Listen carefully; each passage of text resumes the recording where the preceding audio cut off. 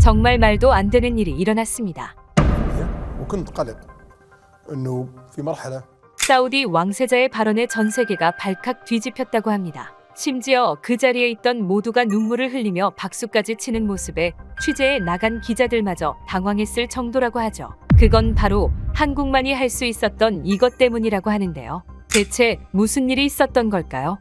안녕하세요. 저는 자이드라고 합니다. 사우디의 사막마을에서 어릴 때부터 거주해왔죠. 삶의 터전이자 저에게 편안함을 주던 우리 마을에 지금 남은 건 절망뿐입니다. 왜냐고요? 최근 마지막 오아시스마저 말라버렸거든요. 매일같이 목이 너무 말랐어요. 혀는 부어올라 말하기조차 힘들고 입안은 마치 사막 같았습니다. 마지막으로 제대로 물을 마신 게 언제였는지 기억조차 희미해졌죠. 오아시스에 도착하자 우리 앞에 펼쳐진 광경은 너무나 잔인했어요. 바닥에는 갈라진 흙과 먼지만 남아있었죠. 생명의 흔적은 온데간데 없었어요. 그럼에도 아버지는 떨리는 손으로 삽을 들고 더 깊이 파기 시작했습니다. 손에서는 피가 흐르고 있었지만 개의치 않으셨어요. 저도 옆에서 손으로 흙을 파냈죠. 손톱은 이미 다 부러지고 손가락에서 피가 흘렀지만 갈증의 고통이 더 컸으니까요. 하지만 2시간이 지나도 변한 건 없었어요. 결국 아버지는 기력을 잃고 무릎을 꿇었습니다. 그리고 처음으로 제 앞에서 눈물을 흘리셨죠. 모든 게 끝났구나.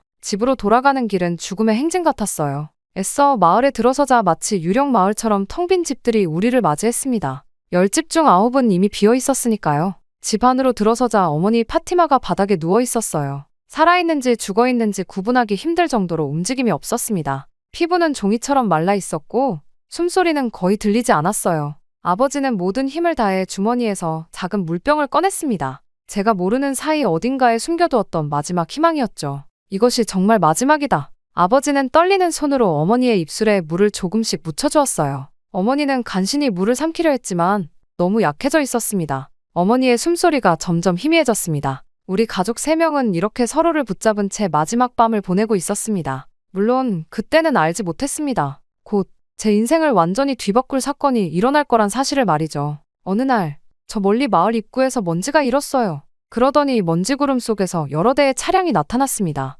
처음에는 또 다른 정부 관계자들이 마을 사람들에게 떠나라고 강요하러 온 줄 알았어요. 하지만 가까이 다가오자 차량들의 모습이 달랐죠. 크고 무거운 장비를 실은 트럭들이었습니다. 마을 광장에 도착한 차량들에서 정장을 입은 사람들과 작업복을 입은 낯선 이들이 내렸습니다. 그리고 그들의 얼굴을 보자마자 저는 표정을 찡그렸습니다. 동양인들이었죠. 순간 온몸에 소름이 돋았어요. 몇 년 전 우리 마을에 왔던 중국인 관광객들이 생각났습니다. 그들은 우리 마을의 가난한 모습을 카메라로 찍고 비웃었죠. 심지어 물이 귀한 우리 마을에서 물을 낭비하고 떠날 때는 몇몇 집의 귀중품도 훔쳐갔었어요. 그 이후로 저는 아시아인들을 보면 본능적으로 경계하게 되었습니다. 저는 무의식적으로 주머니 속에 작은 부적을 꽉 쥐었어요. 아버지도 저와 같은 생각이었는지 제 어깨를 강하게 붙잡았습니다. 낯선 이들의 미소 뒤에 숨겨진 의도가 무엇일지 고민하며 저는 한 발짝 뒤로 물러섰어요. 사우디 정부 관계자로 보이는 사람이 앞으로 나서서 이들이 한국에서 온 기술진이며 마을에 물을 공급하기 위해 왔다고 알렸습니다. 한국이라는 단어는 처음 들어봤어요. 중국과 가까운 나라겠지만 정확히 어디 있는지도 몰랐습니다. 그들이 우리 마을에 온 진짜 이유가 의심스러웠죠. 한국인들 중 한 명이 앞으로 나섰습니다. 그는 40대쯤 되어 보였고 단단한 체격에 자신감 있는 눈빛을 가지고 있었어요. 그가 자신을 박진호라고 소개했고 한국수자원공사 소속 엔지니어라고 했습니다. 저는 그를 쳐다보지 않고 고개를 숙였어요. 통역사가 그의 말을 아랍어로 옮겼고 마을 사람들 사이에서 웅성거림이 일었어요. 박 엔지니어는 계속해서 홍해의 바닷물을 담수화해서 이곳까지 공급하는 시스템을 구축할 것이며 한 달 안에 마을에 깨끗한 물이 흐르게 하겠다고 약속했습니다. 마을 주민들은 믿기지 않는다는 표정이었어요. 저도 그랬습니다. 바닷물을 마실 수 있는 물로 만든다고. 그것도 이 사막 한가운데서. 불가능한 약속처럼 들렸어요. 게다가 낯선 외국인들이 우리 마을에 들어와 이것저것 만지는 모습이 달갑지 않았습니다. 알리 아저씨가 바닷물은 소금물인데 어떻게 마실 수 있게 만드냐고 물었고 박 엔지니어는 웃으며 소금을 제거하는 기술이 있다고 설명했습니다. 역삼투압이라는 방식을 사용하며 한국에서는 이미 수십 년간 활용해온 기술이라고 했어요. 그 말이 진실인지 거짓인지 판단할 수 없었지만 우리에게는 선택의 여지가 없었습니다. 죽음 외에는 아무런 대안이 없었으니까요. 저는 그들을 몰래 지켜보기로 했어요. 자세히 관찰하면 그들의 진짜 의도를 알 수 있을 거라 생각했습니다. 마을 광장 구석에 서서 그들의 움직임을 지켜봤죠. 박 엔지니어가 저를 발견하고 다가왔어요. 저는 움찔하며 한 걸음 물러섰습니다. 그가 제 이름을 물었지만 처음에는 대답하지 않았어요. 하지만 그의 눈빛에는 이상하게도 진심이 담겨 있는 것 같았습니다. 마지못해 제 이름을 말했고 박 엔지니어는 자신을 믿어보라며 이 마을의 생명을 다시 불어넣을 거라고 말했어요. 그의 눈빛이 저를 설득했습니다. 그 순간 희망이라는 감정이 조금씩 생겨났어요. 한국 기술팀은 정말 빠르게 움직였죠. 그날 오후부터 마을 주변을 측량하기 시작했고 커다란 텐트를 설치했습니다. 밤새 불이 켜져 있었어요. 그들은 쉬지 않고 일했습니다.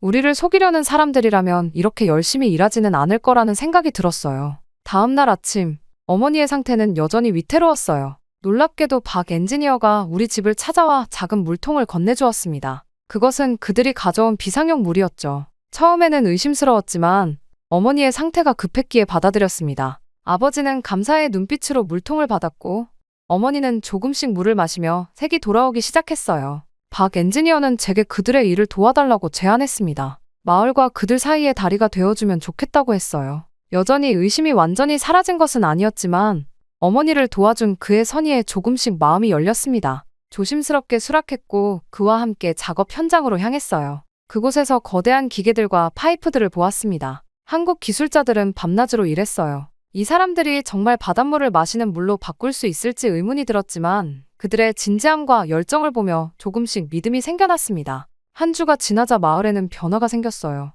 떠났던 사람들 중 일부가 소문을 듣고 돌아오기 시작했죠. 저도 조금씩 박 엔지니어와 한국 기술진들에 대한 경계심을 내려놓기 시작했습니다. 그들은 이전에 만났던 아시아인들과는 달랐어요. 죽어가던 마을이 다시 숨을 쉬기 시작했고 저는 박 엔지니어를 통해 처음으로 한국이라는 나라에 대해 알게 되었습니다. 그들이 가져온 희망의 씨앗이 우리 마을에 그리고 제 마음속에 조금씩 뿌리내리기 시작했죠. 그들이 가져온 희망의 씨앗은 곧 마을 전체에 퍼져나갔어요. 한국 기술진의 본격적인 작업이 시작된 것입니다. 더 많은 거대한 장비들이 도착한 날, 마을 전체가 구경하러 나왔어요. 저도 이제는 조금 경계심을 내려놓고 박 엔지니어를 따라다니며 모든 과정을 지켜봤죠. 한국인들은 커다란 지도를 펼쳐놓고 홍해에서부터 우리 마을까지 이어지는 선을 굵게 그었습니다. 무려 80km에 달하는 거리였어요. 이곳에 역삼투압 정수 플랜트를 설치하고 이 라인을 따라 파이프를 묻을 겁니다. 박 엔지니어의 설명을 들으며 제 눈이 커졌어요. 홍해의 바닷물을 정수해서 이곳까지 보낸다니 상상도 할 수 없는 계획이었습니다. 마을 사람들도 여전히 의심의 눈초리를 보냈죠. 누군가 작게 중얼거렸어요. 이게 진짜 가능하긴 한 거야? 다음 날 커다란 트럭들이 마을 외곽에 도착했습니다. 트럭에서 내려진 것은 제가 본 중에 가장 거대한 파이프였어요. 어른 한 명이 들어갈 수 있을 만큼 큰 크기였죠. 또 다른 트럭에서는 복잡하게 생긴 필터 장비들이 내려졌습니다. 모든 것이 신기했어요. 한국 기술자들은 쉬지 않고 일했습니다. 24시간 교대로 작업이 진행되었어요. 낮에는 뜨거운 태양 아래서 밤에는 차가운 사막 밤공기 속에서도 작업은 계속됐죠. 저는 밤낮으로 그들을 관찰했어요. 그들의 열정과 노력이 진심으로 느껴졌습니다.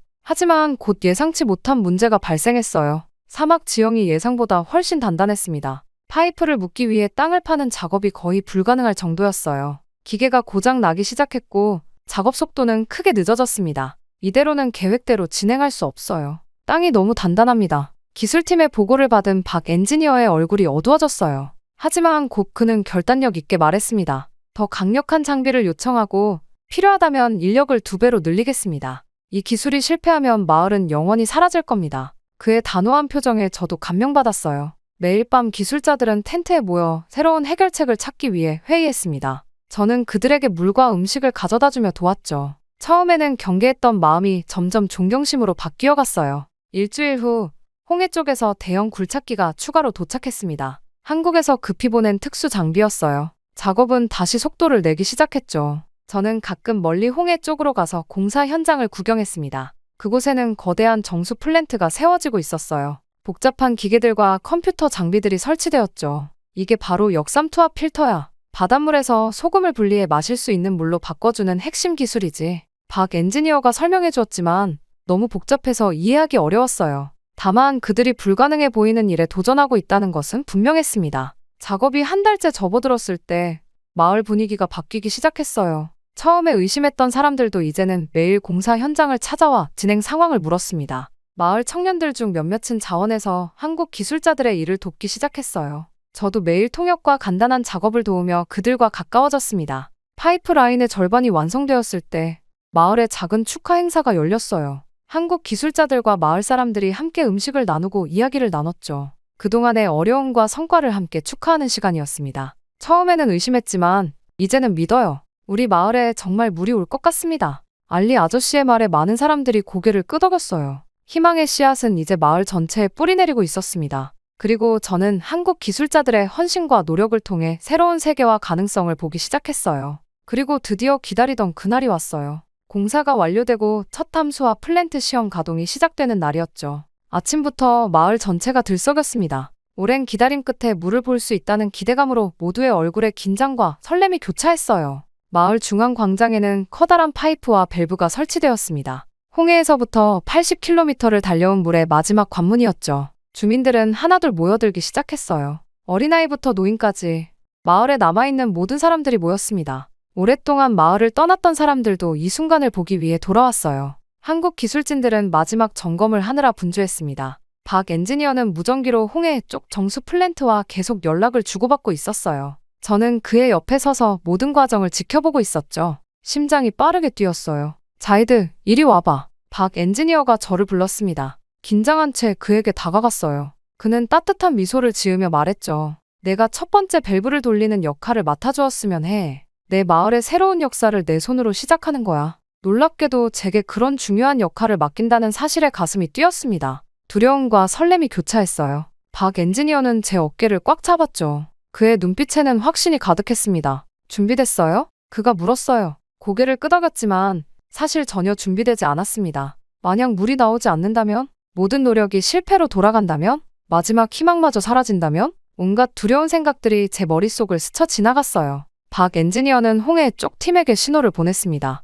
시작하세요. 이제 저의 차례였어요. 커다란 빨간색 밸브 앞에 섰죠. 주변이 갑자기 조용해졌습니다. 마을 사람들이 숨을 죽이고 지켜보고 있었어요. 아버지도 앞줄에 서서 응원하는 눈빛을 보냈습니다. 어머니는 아직 몸이 약해 집에 계셨지만 이 순간을 위해 기도하고 있을 거예요. 떨리는 손으로 밸브에 손을 얹었습니다. 차가운 금속 감촉이 전해졌어요. 심호흡을 하고 온 힘을 다해 밸브를 돌렸죠. 처음에는 잘 돌아가지 않았지만 점점 움직이기 시작했습니다. 쉭! 처음에는 공기만 새어나왔어요. 모두가 숨을 죽인 채 파이프를 바라보고 있었죠. 몇 초가 지나도 변화가 없었습니다. 제 심장이 더 빠르게 뛰기 시작했어요. 실패했나? 그런 생각이 들자 가슴이 무너져 내렸습니다. 그때였어요. 갑자기 파이프에서 진동이 느껴졌고 이어서 콸콸 소리와 함께 맑은 물줄기가 쏟아지기 시작했습니다. 처음에는 흙탕물이 섞여 나왔지만 곧 완전히 맑고 깨끗한 물이 쏟아졌어요. 물이다. 물이 나온다. 누군가 외쳤습니다. 광장에 있던 모든 사람들이 환호성을 질렀어요. 여기저기서 감격에 눈물을 흘리는 사람들이 보였습니다. 서로를 껴안고 뛰어다니고 기쁨에 춤을 추는 사람들로 광장은 축제 분위기가 되었어요. 알리 아저씨는 무릎을 꿇고 땅에 흐르는 물을 손으로 만지며 울음을 터뜨렸습니다. 어린아이들은 물줄기 아래로 뛰어들어 환호했어요. 그들 중 일부는 생애 처음으로 흐르는 물을 보는 것이었죠. 저도 믿기지 않았습니다. 손을 물줄기 아래 넣어보았어요. 차갑고 깨끗한 물이 제 손가락 사이로 흘러내렸죠. 기적이었습니다. 정말 기적이에요. 한국 기술자들이 불가능을 가능으로 만들었습니다. 박 엔지니어와 한국 기술자들도 기쁨을 감추지 못했어요. 그들의 얼굴에는 피로가 가득했지만 성취감으로 빛나고 있었습니다. 여러 달 동안의 힘든 작업이 마침내 결실을 맺은 순간이었죠. 우리가 해냈어요. 저는 박 엔지니어에게 달려가 소리쳤어요. 그는 웃으며 고개를 끄덕였습니다. 내가 해냈어, 자이드. 내 손으로 마을의 생명을 불어넣었어. 희망이 물처럼 우리 모두의 가슴 속에 흘러넘친 그날 이후 마을은 완전히 달라졌어요. 하지만 가장 크게 변한 건 바로 저였습니다. 기적 같은 물의 등장을 직접 경험하면서 제 마음속에 새로운 꿈이 자라나기 시작했죠. 나도 이런 기술을 배우고 싶어요. 박 엔지니어에게 제 마음을 털어놓았습니다. 그는 놀란 듯 저를 바라보더니 이내 따뜻한 미소를 지었어요. 그의 눈빛에서 제 미래가 보이는 것 같았습니다. 진지하게 원한다면 내가 도와줄 수 있어. 그날부터 저는 박 엔지니어의 그림자가 되었죠. 아침부터 밤까지 그를 따라다니며 모든 것을 관찰했어요. 처음에는 많은 것이 이해되지 않았습니다. 복잡한 도면과 기계들, 낯선 용어들이 저를 혼란스럽게 했죠. 하지만 포기하지 않았어요. 박 엔지니어는 인내심을 가지고 저에게 물이 어떻게 만들어지는지 하나하나 설명해 주었습니다. 어느 날 그는 저를 홍해 옆에 지어진 거대한 담수화 플랜트로 데려갔어요. 이게 바로 우리의 심장부야. 여기서 바닷물이 마실 수 있는 물로 변하지. 플랜트 내부는 거대한 기계들과 파이프, 필터 시스템으로 가득했습니다. 박 엔지니어는 중앙 제어실로 저를 안내했어요. 수많은 컴퓨터 모니터와 제어 패널이 있었죠. 이건 마법 같아요. 제가 감탄하며 말했습니다. 박 엔지니어는 고개를 저었어요. 이건 마법이 아니라 과학이야. 자이드. 인간의 지식과 노력으로 만들어낸 기술이지. 그는 작은 모형을 꺼내 역삼투압 필터 시스템의 원리를 설명해 주었습니다. 바닷물이 특수 필터막을 통과하면서 소금과 불순물이 걸러지고 순수한 물만 남는 과정이었죠. 저는 처음으로 과학의 힘에 완전히 매료되었어요. 이 기술은 어떻게 발전시켰나요? 궁금해서 물었습니다. 박 엔지니어의 눈빛이 잠시 멀리 보는 듯했어요. 우리 한국도 옛날에는 가난했고 깨끗한 물이 부족했어. 많은 사람들이 오염된 물 때문에 병들었지. 하지만 우리는 포기하지 않고 기술을 개발했어. 이제 우리가 다른 나라를 돕는 차례가 된 거야. 그의 말에 깊은 감동을 받았어요. 그날 저녁 박 엔지니어는 제게 작은 필터 모형을 선물해 주었습니다. 직접 만져보고 들여다볼 수 있는 모형이었죠. 저는 밤늦게까지 그것을 살펴보며 원리를 파악하려 노력했어요. 다음 날 박 엔지니어가 필터 교체 작업을 하는 것을 도울 기회가 생겼습니다. 직접 손으로 필터를 만지며 작업하는 과정은 너무나 신기했어요. 가장 놀라운 건 제가 이해하기 시작했다는 점이었죠. 자이드, 넌 이런 일에 재능이 있어. 박 엔지니어가 제 어깨를 두드리며 말했습니다. 그의 말에 용기를 얻어 제 꿈을 고백했어요. 저도 한국에서 공부하고 미래에 이 기술을 배워 우리 마을을 지키고 싶어요. 박 엔지니어는 잠시 생각에 잠겼다가 말했습니다. 그런 열정이 있다면 분명 기회가 올 거야. 내가 도울 수 있는 방법을 찾아볼게. 그날 이후로 저는 더욱 열심히 공부했어요. 한국 기술자들이 가져온 책과 자료들을 밤늦게까지 보며 영어도 배우기 시작했습니다. 제 미래의 꿈을 위한 첫걸음이었죠. 어느 날 박 엔지니어가 작은 태블릿 컴퓨터를 들고 저를 찾아왔어요. 화면에는 서울의 대학교 캠퍼스 사진이 펼쳐져 있었습니다. 자이드, 내년에 우리 회사에서 국제 장학생을 뽑을 계획이 있어. 내가 열심히 준비한다면 좋은 기회가 될 거야. 그 순간 제 눈빛이 달라졌다고 합니다. 이제 저는 단순한 마을 소년이 아니었어요. 세계를 향해 나아갈 준비가 된 꿈을 품은 청년이 되어 있었죠. 아버지에게 제 꿈을 이야기했을 때 그는 처음으로 제 어깨를 꽉 안아주셨습니다. 내가 우리 마을의 미래를 이어갈 거구나. 이제 저는 매일 아침 물이 흐르는 광장에서 하루를 시작합니다. 그리고 언젠가 제가 더 많은 사막 마을의 생명의 물을 가져다 줄 날을 꿈꾸죠. 한국의 기술로 변화된 우리 마을처럼 저도 누군가의 삶을 변화시키고 싶습니다. 한국의 기술로 변화된 우리 마을은 날이 갈수록 놀라운 모습으로 바뀌어 갔어요. 처음 물이 흘러온 지 몇 달이 지나자 마을 전체가 완전히 다른 모습이 되었습니다. 떠났던 사람들이 하나둘 돌아오기 시작했죠. 소문을 들은 인근 마을 사람들도 찾아왔어요. 깨끗한 물이 마을 곳곳으로 공급되면서 모든 것이 살아났습니다. 집집마다 수도관이 연결되었고 마을 주민들은 직접 집에서 물을 틀어 사용할 수 있게 되었어요. 새롭게 설치된 수도에서 물이 나오는 것을 보고 환호하는 주민들의 모습은 아직도 제 마음속에 선명합니다. 이제 물통을 들고 오아시스까지 가지 않아도 돼. 아이들은 더 이상 물을 기르러 먼 길을 갈 필요가 없었어요. 그 시간에 학교에 다니고 공부할 수 있게 되었죠. 마을 학교도 다시 문을 열었습니다. 가장 놀라운 변화는 마을 외곽에 생긴 작은 농장들이었어요. 농사가 다시 시작된 것입니다. 처음에는 작은 텃밭에 채소를 심는 정도였지만 점점 규모가 커졌어요. 오래전에 죽었다고 생각했던 종려나무들도 새 잎을 틔우기 시작했습니다. 마을 전체가 조금씩 푸르게 변해갔어요. 어느 날 저는 박 엔지니어와 함께 마을 광장 벤치에 앉아 물이 흐르는 분수대를 바라보고 있었습니다. 분수대 주변에서 뛰놀며 물장난치는 아이들의 웃음소리가 마을에 가득했어요. 이제 우리는 영원히 물 걱정을 안 해도 되는 거죠? 궁금해서 물었습니다. 박 엔지니어는 잠시 생각에 잠겼다가 미소 지었어요. 이 기술은 지속될 거야. 하지만 내가 미래를 책임져야 해. 그의 말뜻을 곰곰이 생각해봤습니다. 기술은 있지만 그것을 유지하고 발전시키는 것은 결국 사람의 몫이라는 거겠죠. 저는 그의 말에 고개를 끄덕였어요. 마을 광장에는 작은 기념비가 세워졌습니다. 물이란 생명입니다. 그리고 한국이 생명을 주었습니다. 우리 마을 사람들이 한국에 감사하는 마음을 담아 만든 것이었어요. 저는 종종 그 기념비 앞에 서서 환하게 웃곤 합니다. 죽어가던 마을이 다시 생기를 찾은 모습을 보는 것은 매일이 기적 같았죠. 이제 저희 마을은 사우디 전역에서 주목받는 곳이 되었어요. 담수화 기술의 성공 사례로 여러 관계자들이 견학을 오기도 합니다. 물의 가치를 아는 사람들에게 이보다 더 큰 선물은 없을 거예요. 그리고 저는 이 선물을 더 많은 곳에 전하는 꿈을 이루게 되었습니다. 박 엔지니어의 도움으로 한국 정부 장학금을 받게 되었고 서울대학교 환경공학과에 입학했어요. 낯선 나라에서의 첫걸음은 두렵기도 했지만 제 가슴속에는 더 큰 꿈이 자라고 있었죠. 이후 서울에서의 5년은 제 인생을 완전히 바꿔놓았습니다. 한국어를 배우고 최첨단 물 정화 기술을 공부했어요. 밤새 실험실에서 연구하며 새로운 필터 시스템 개발에 참여하기도 했죠. 졸업할 때는 교수님들로부터 가장 열정적인 학생이라는 평가를 받았습니다. 학업을 마친 후 저는 고향으로 돌아왔어요. 사우디 정부는 저에게 놀라운 제안을 했습니다. 중동 전역에 깨끗한 물을 공급하는 대규모 프로젝트의 책임자가 되어달라는 것이었죠. 한국에서 배운 기술과 경험을 바탕으로 저는 자신 있게 그 역할을 맡았어요.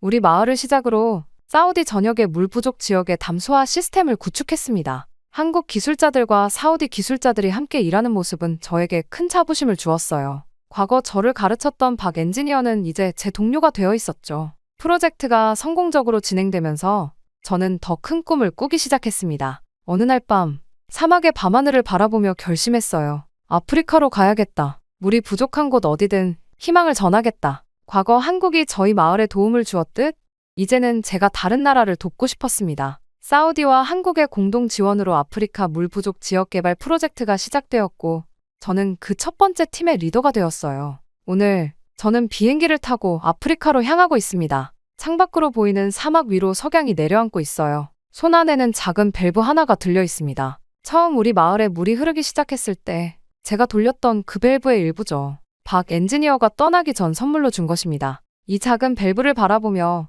모든 것이 시작된 그날을 떠올려 봅니다. 한 방울의 물이 우리 마을을 살렸고 저의 인생을 바꿨어요. 이제는 제가 그 한 방울의 물을 더 많은 곳에 전할 차례입니다. 비행기 창밖으로 사막 위에 별들이 떠오르기 시작했어요. 그 빛나는 별들을 바라보며 마음속으로 다짐합니다. 물 한 방울이 세상을 바꿀 수 있다. 이제 내가 생명의 물을 전하는 사람이 될 거야. 저는 더 이상 물을 찾아 헤매던 사막의 소년이 아닙니다. 이제는 물을 만들고 나누는 사람이 되었어요. 그리고 이 여정은 이제 막 시작되었습니다. 충격적인 일이 일어났습니다. 최근 뉴욕타임즈 유명 미식 평론가의 기사로 요식업계가 뒤집어졌다고 합니다. 이 기사는 국제 미식계에 큰 파장을 불러일으켰으며 많은 이들의 호기심을 자극하고 있다고 하는데요. 다른 유명 셰프마저 한국 음식이야말로 사람을 살리는 음식이다 라고 주장했을 정도라고 하죠. 대체 무슨 일이 있었던 걸까요? 안녕하세요. 저는 뉴욕타임즈의 미식평론가 소피아 로렌스입니다. 20년간 최고의 레스토랑을 평가해왔죠. 주로 유럽과 미국의 파인 다이닝을 다뤄왔습니다. 서양 요리야말로 미식의 기준이라고 평생을 생각해왔었죠. 때문에 제 칼럼에서 아시아 음식을 다룬 적은 거의 없었습니다. 솔직히 말하면 아시아 음식은 서양 요리에 비해 조리법이 단순하고 깊이가 없다고 생각했죠. 특히 한국 음식은 더했어요. 빨간 고추장, 매운 김치, 강한 마늘향. 너무 자극적이고 투박하다고 여겼습니다. 보기에도 좋지 않고요. 특히 한국인들의 위생관념은 최악이죠. 밥을 먹을 때 덜어먹지 않고 한 그릇에 먹던 숟가락을 푹푹 넣으면서 서로의 침을 공유하잖아요. 얼마나 원시적인지. 보자마자 입맛이 뚝 떨어질 정도더군요. 게다가 한국 사람들이 지나갈 때 나는 마늘 냄새만 봐도 알 수 있어요. 마늘 없이는 절대 음식을 못하겠구나 라고 말이죠. 반면 파리의 미쉐린 3스타 레스토랑에서는 트러플 한 조각을 썰어올 때도 온도와 습도를 체크하죠. 이탈리아 최고급 다이닝에서는 파스타 한 접시를 내오는데도 과학적인 계산이 들어갑니다. 이런 섬세함이야말로 진정한 미식이라고 믿었어요. 물론 그 일이 있기 전까지는 말이죠. 어느 날 저는 충격적인 소식을 듣게 됐습니다. 뉴욕타임즈의 편집장이 아시아 음식 특집을 기획했다는 거예요. 특히 한국 음식에 대한 심층 기사를 제가 맡아달라고 했죠. 당연히 저는 단호하게 거절했습니다. 하지만 편집장의 말은 충격적이었어요. 소피아, 당신의 칼럼이 너무 유럽 중심적이라는 의견이 많아요. 이대로라면 미식평론가 자리를 다른 사람으로 교체해야 할 것 같네요. 요즘 젊은 층은 아시아 음식에 관심이 많거든요. 20년간 쌓아온 제 경력이 무너질 위기였습니다. 편집장의 말은 계속됐어요. 마침 서울의 새로운 모던 한식당에서 초대가 왔어요. 이번 기회에 한국 음식을 제대로 평가해보는 건 어떨까요? 결국 저는 마지못해 수락할 수밖에 없었죠. 한국행 비행기를 타면서도 내내 우울했습니다. 고추장과 마늘 범벅인 음식을 어떻게 평가해야 할지 생각만 해도 끔찍했어요.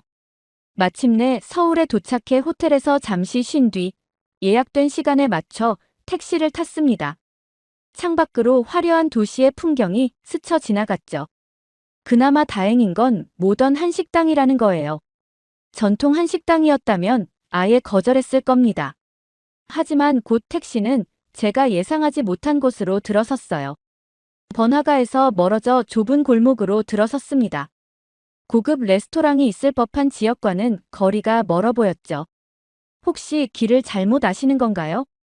제가 물었지만 기사님은 확신에 찬 목소리로 여기가 맞습니다라고 대답하셨어요.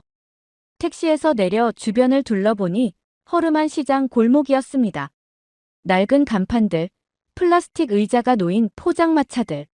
시장 통로를 지나는데 김치 냄새, 된장 냄새가 코를 찔렀어요. 최악이었죠. 이런 곳에서 기사를 써야 한다니. 핸드폰을 꺼내 지도를 확인하려 했지만 배터리가 방전된 상태였어요. 시간은 이미 늦어 있었고 맞은편에서 오는 택시도 보이지 않았습니다. 골목을 걸으며 한숨을 내쉬었죠. 이 취재가 제 경력의 마지막이 되는 건 아닐까? 불안감이 엄습했어요. 그때였습니다. 코끝을 스치는 향기가 느껴졌어요. 처음 맡아보는 것 같으면서도 묘하게 친숙한 향이었죠. 골목 끝자락에서 조그만 식당을 발견했습니다. 낡은 간판에는 박간의 식당이라고 적혀 있었어요. 최고급 레스토랑만 다니던 제가 이런 허름한 동네 식당에서 저녁을 보내야 한다니. 마지못해 문을 열었죠. 이 취재로 제 경력이 끝날 것 같았습니다.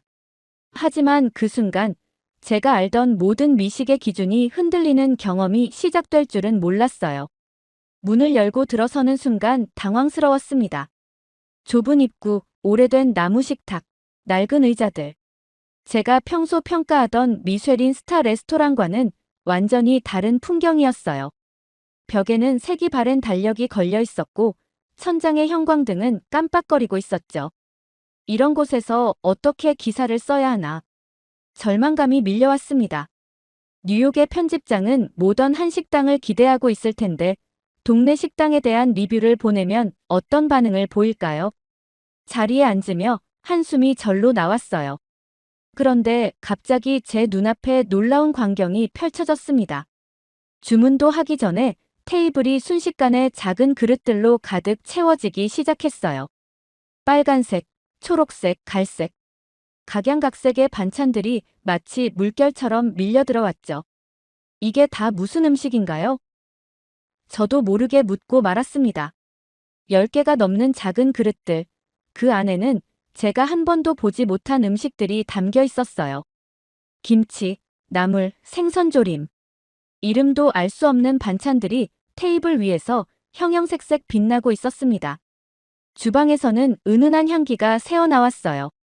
된장찌개 특유의 구수한 향, 무언가를 볶는 달콤한 냄새, 은은하게 퍼지는 깊은 향신료의 향.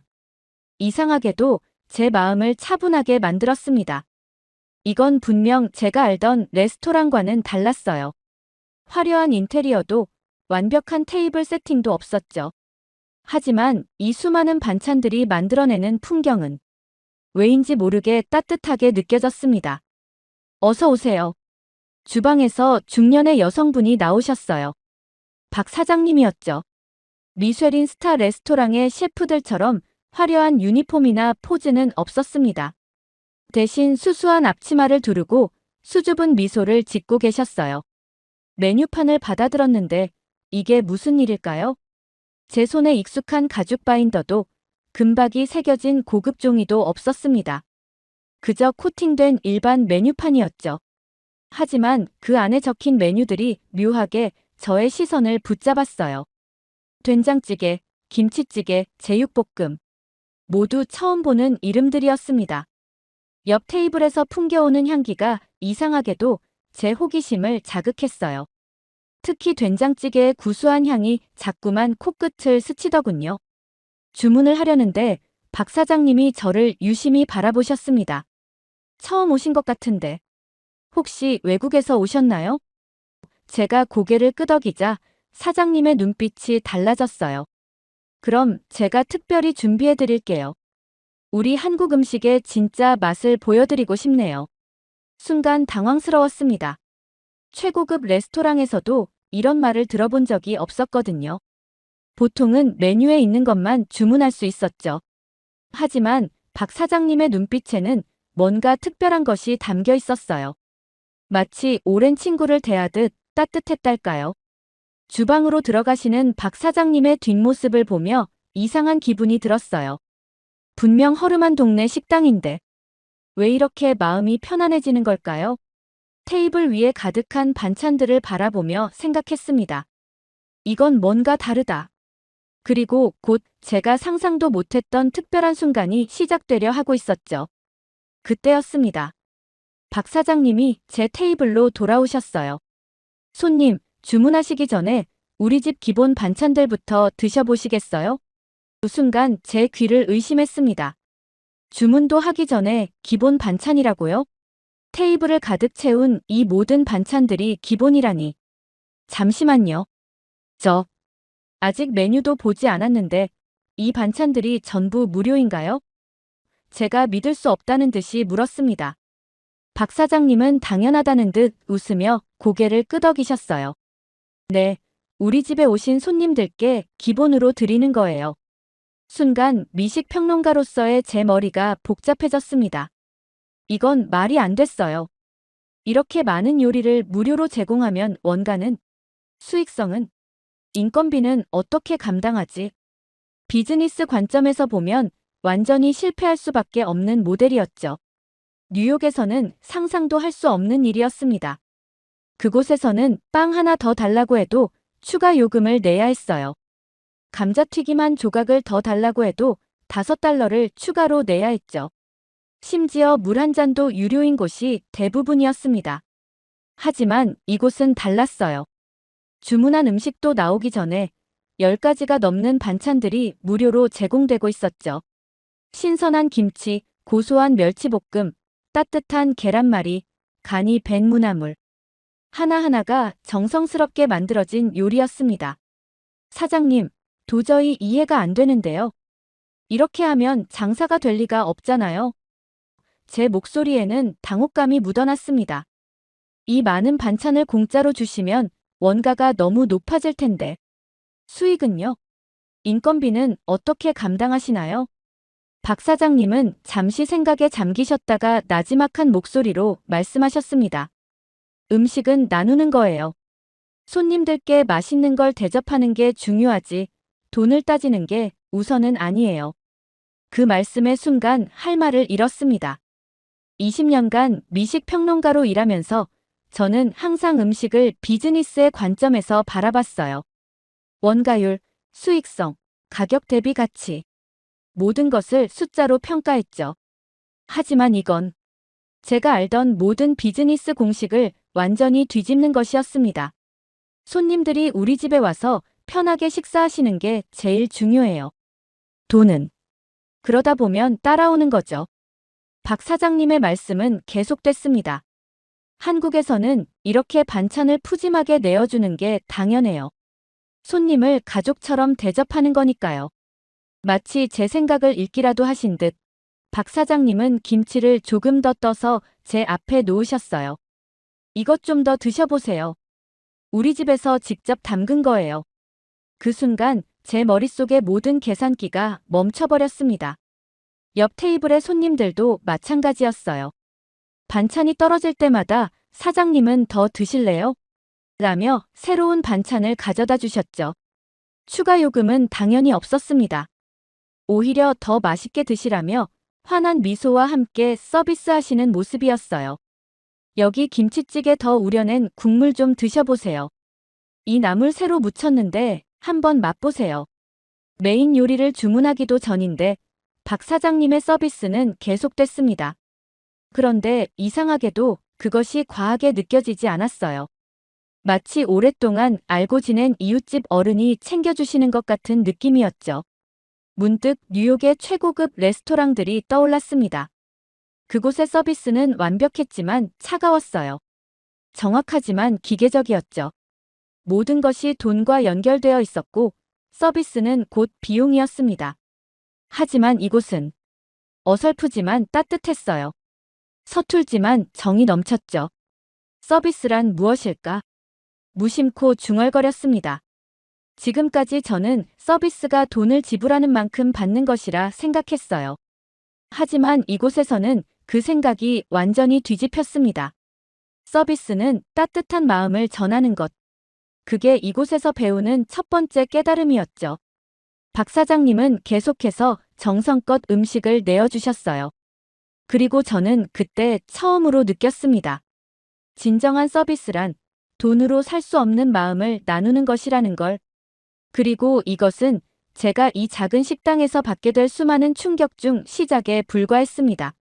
따뜻한 서비스에 마음이 녹아내리려는 그때였습니다. 문득 유리창 너머로 누군가의 시선이 느껴졌어요. 보니까 한 남자가 식당 앞에 서서 저를 놀란 눈으로 바라보고 있었죠. 피에르 르누아르. 서울에서 미쉐린 3스타 레스토랑을 운영하는 프랑스 셰프였습니다. 곧이어 식당 문이 거칠게 열렸어요. 차가운 바람과 함께 피에르가 들어왔죠. 저와 피에르는 전부터 알고 지낸 사이였습니다. 뉴욕과 파리의 미식계에서 여러 번 만난 적이 있었어요. 그는 완벽주의자로 유명했죠. 요리는 예술이어야 하고 플레이팅은 그림처럼 아름다워야 한다고 늘 주장했습니다. 소피아. 피에르가 걸음을 멈추고 저를 바라봤어요. 여기서 뭐 하는 거야? 내가 잘못 본 게 아니었나 보군. 당신 같은 미식 평론가가 이런 허름한 동네 식당에서 밥을 먹다니. 피에르는 제 테이블로 다가오며 코웃음을 쳤어요. 이게 뭐야? 이렇게 난잡하게 차려진 테이블을. 그의 시선이 테이블 위에 놓인 반찬들을 훑었습니다. 이런 촌스러운 음식을 어떻게 평가할 생각이야? 보세요. 이건 요리가 아니에요. 피에르가 김치가 담긴 그릇을 집어들었습니다. 이렇게 거친 조리법으로 만든 음식을 어떻게 요리라고 부를 수 있죠? 채소를 대충 썰어서 양념에 버무리기만 하면 끝이잖아요. 이런 게 요리입니까? 피에르의 말에 저는 고개를 끄덕일 수밖에 없었어요. 맞는 말이었으니까요.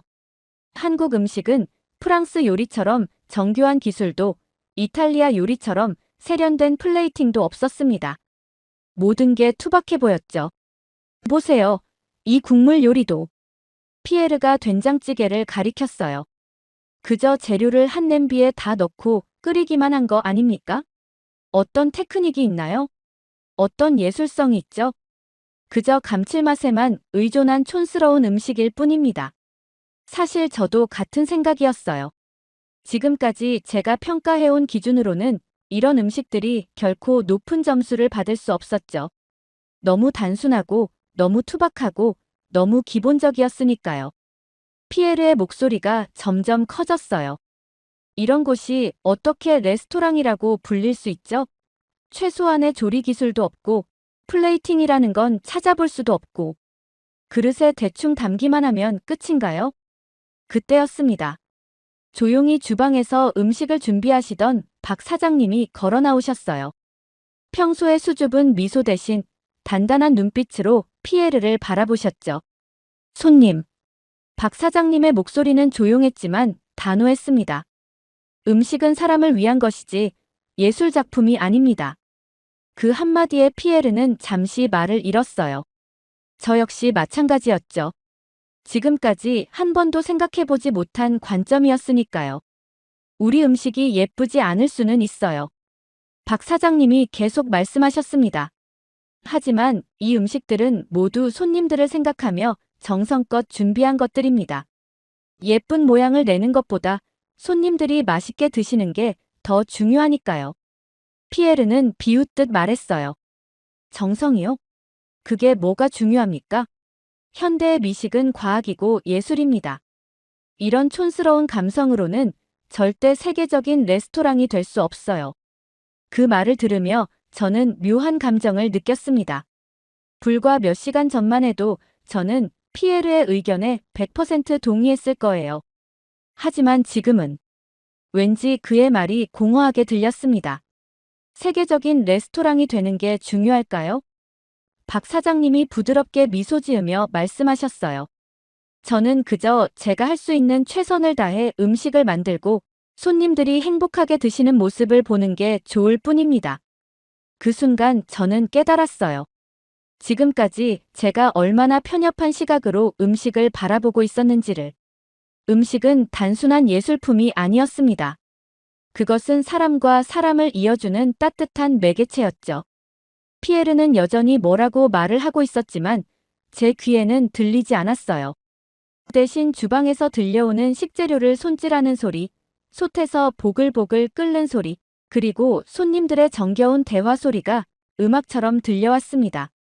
피에르가 떠난 후 식당은 다시 조용해졌습니다. 하지만 제 마음은 그 어느 때보다 시끄러웠어요. 눈앞의 음식들을 바라보며 깊은 생각에 잠겼죠. 지금까지 제가 평가해온 모든 기준이 흔들리는 것 같았습니다. 천천히 숟가락을 들어 된장찌개를 한 숟갈 떴어요. 피에르의 말대로 이건 분명 투박한 요리였죠. 하지만 국물에서 피어오르는 김을 바라보며 문득 다른 시선으로 보게 됐습니다. 시간을 들여 정성스레 우려낸 국물, 하나하나 손질된 재료들. 첫 숟갈을 입에 넣는 순간이었어요. 갑자기 저도 모르게 눈시울이 붉어졌습니다.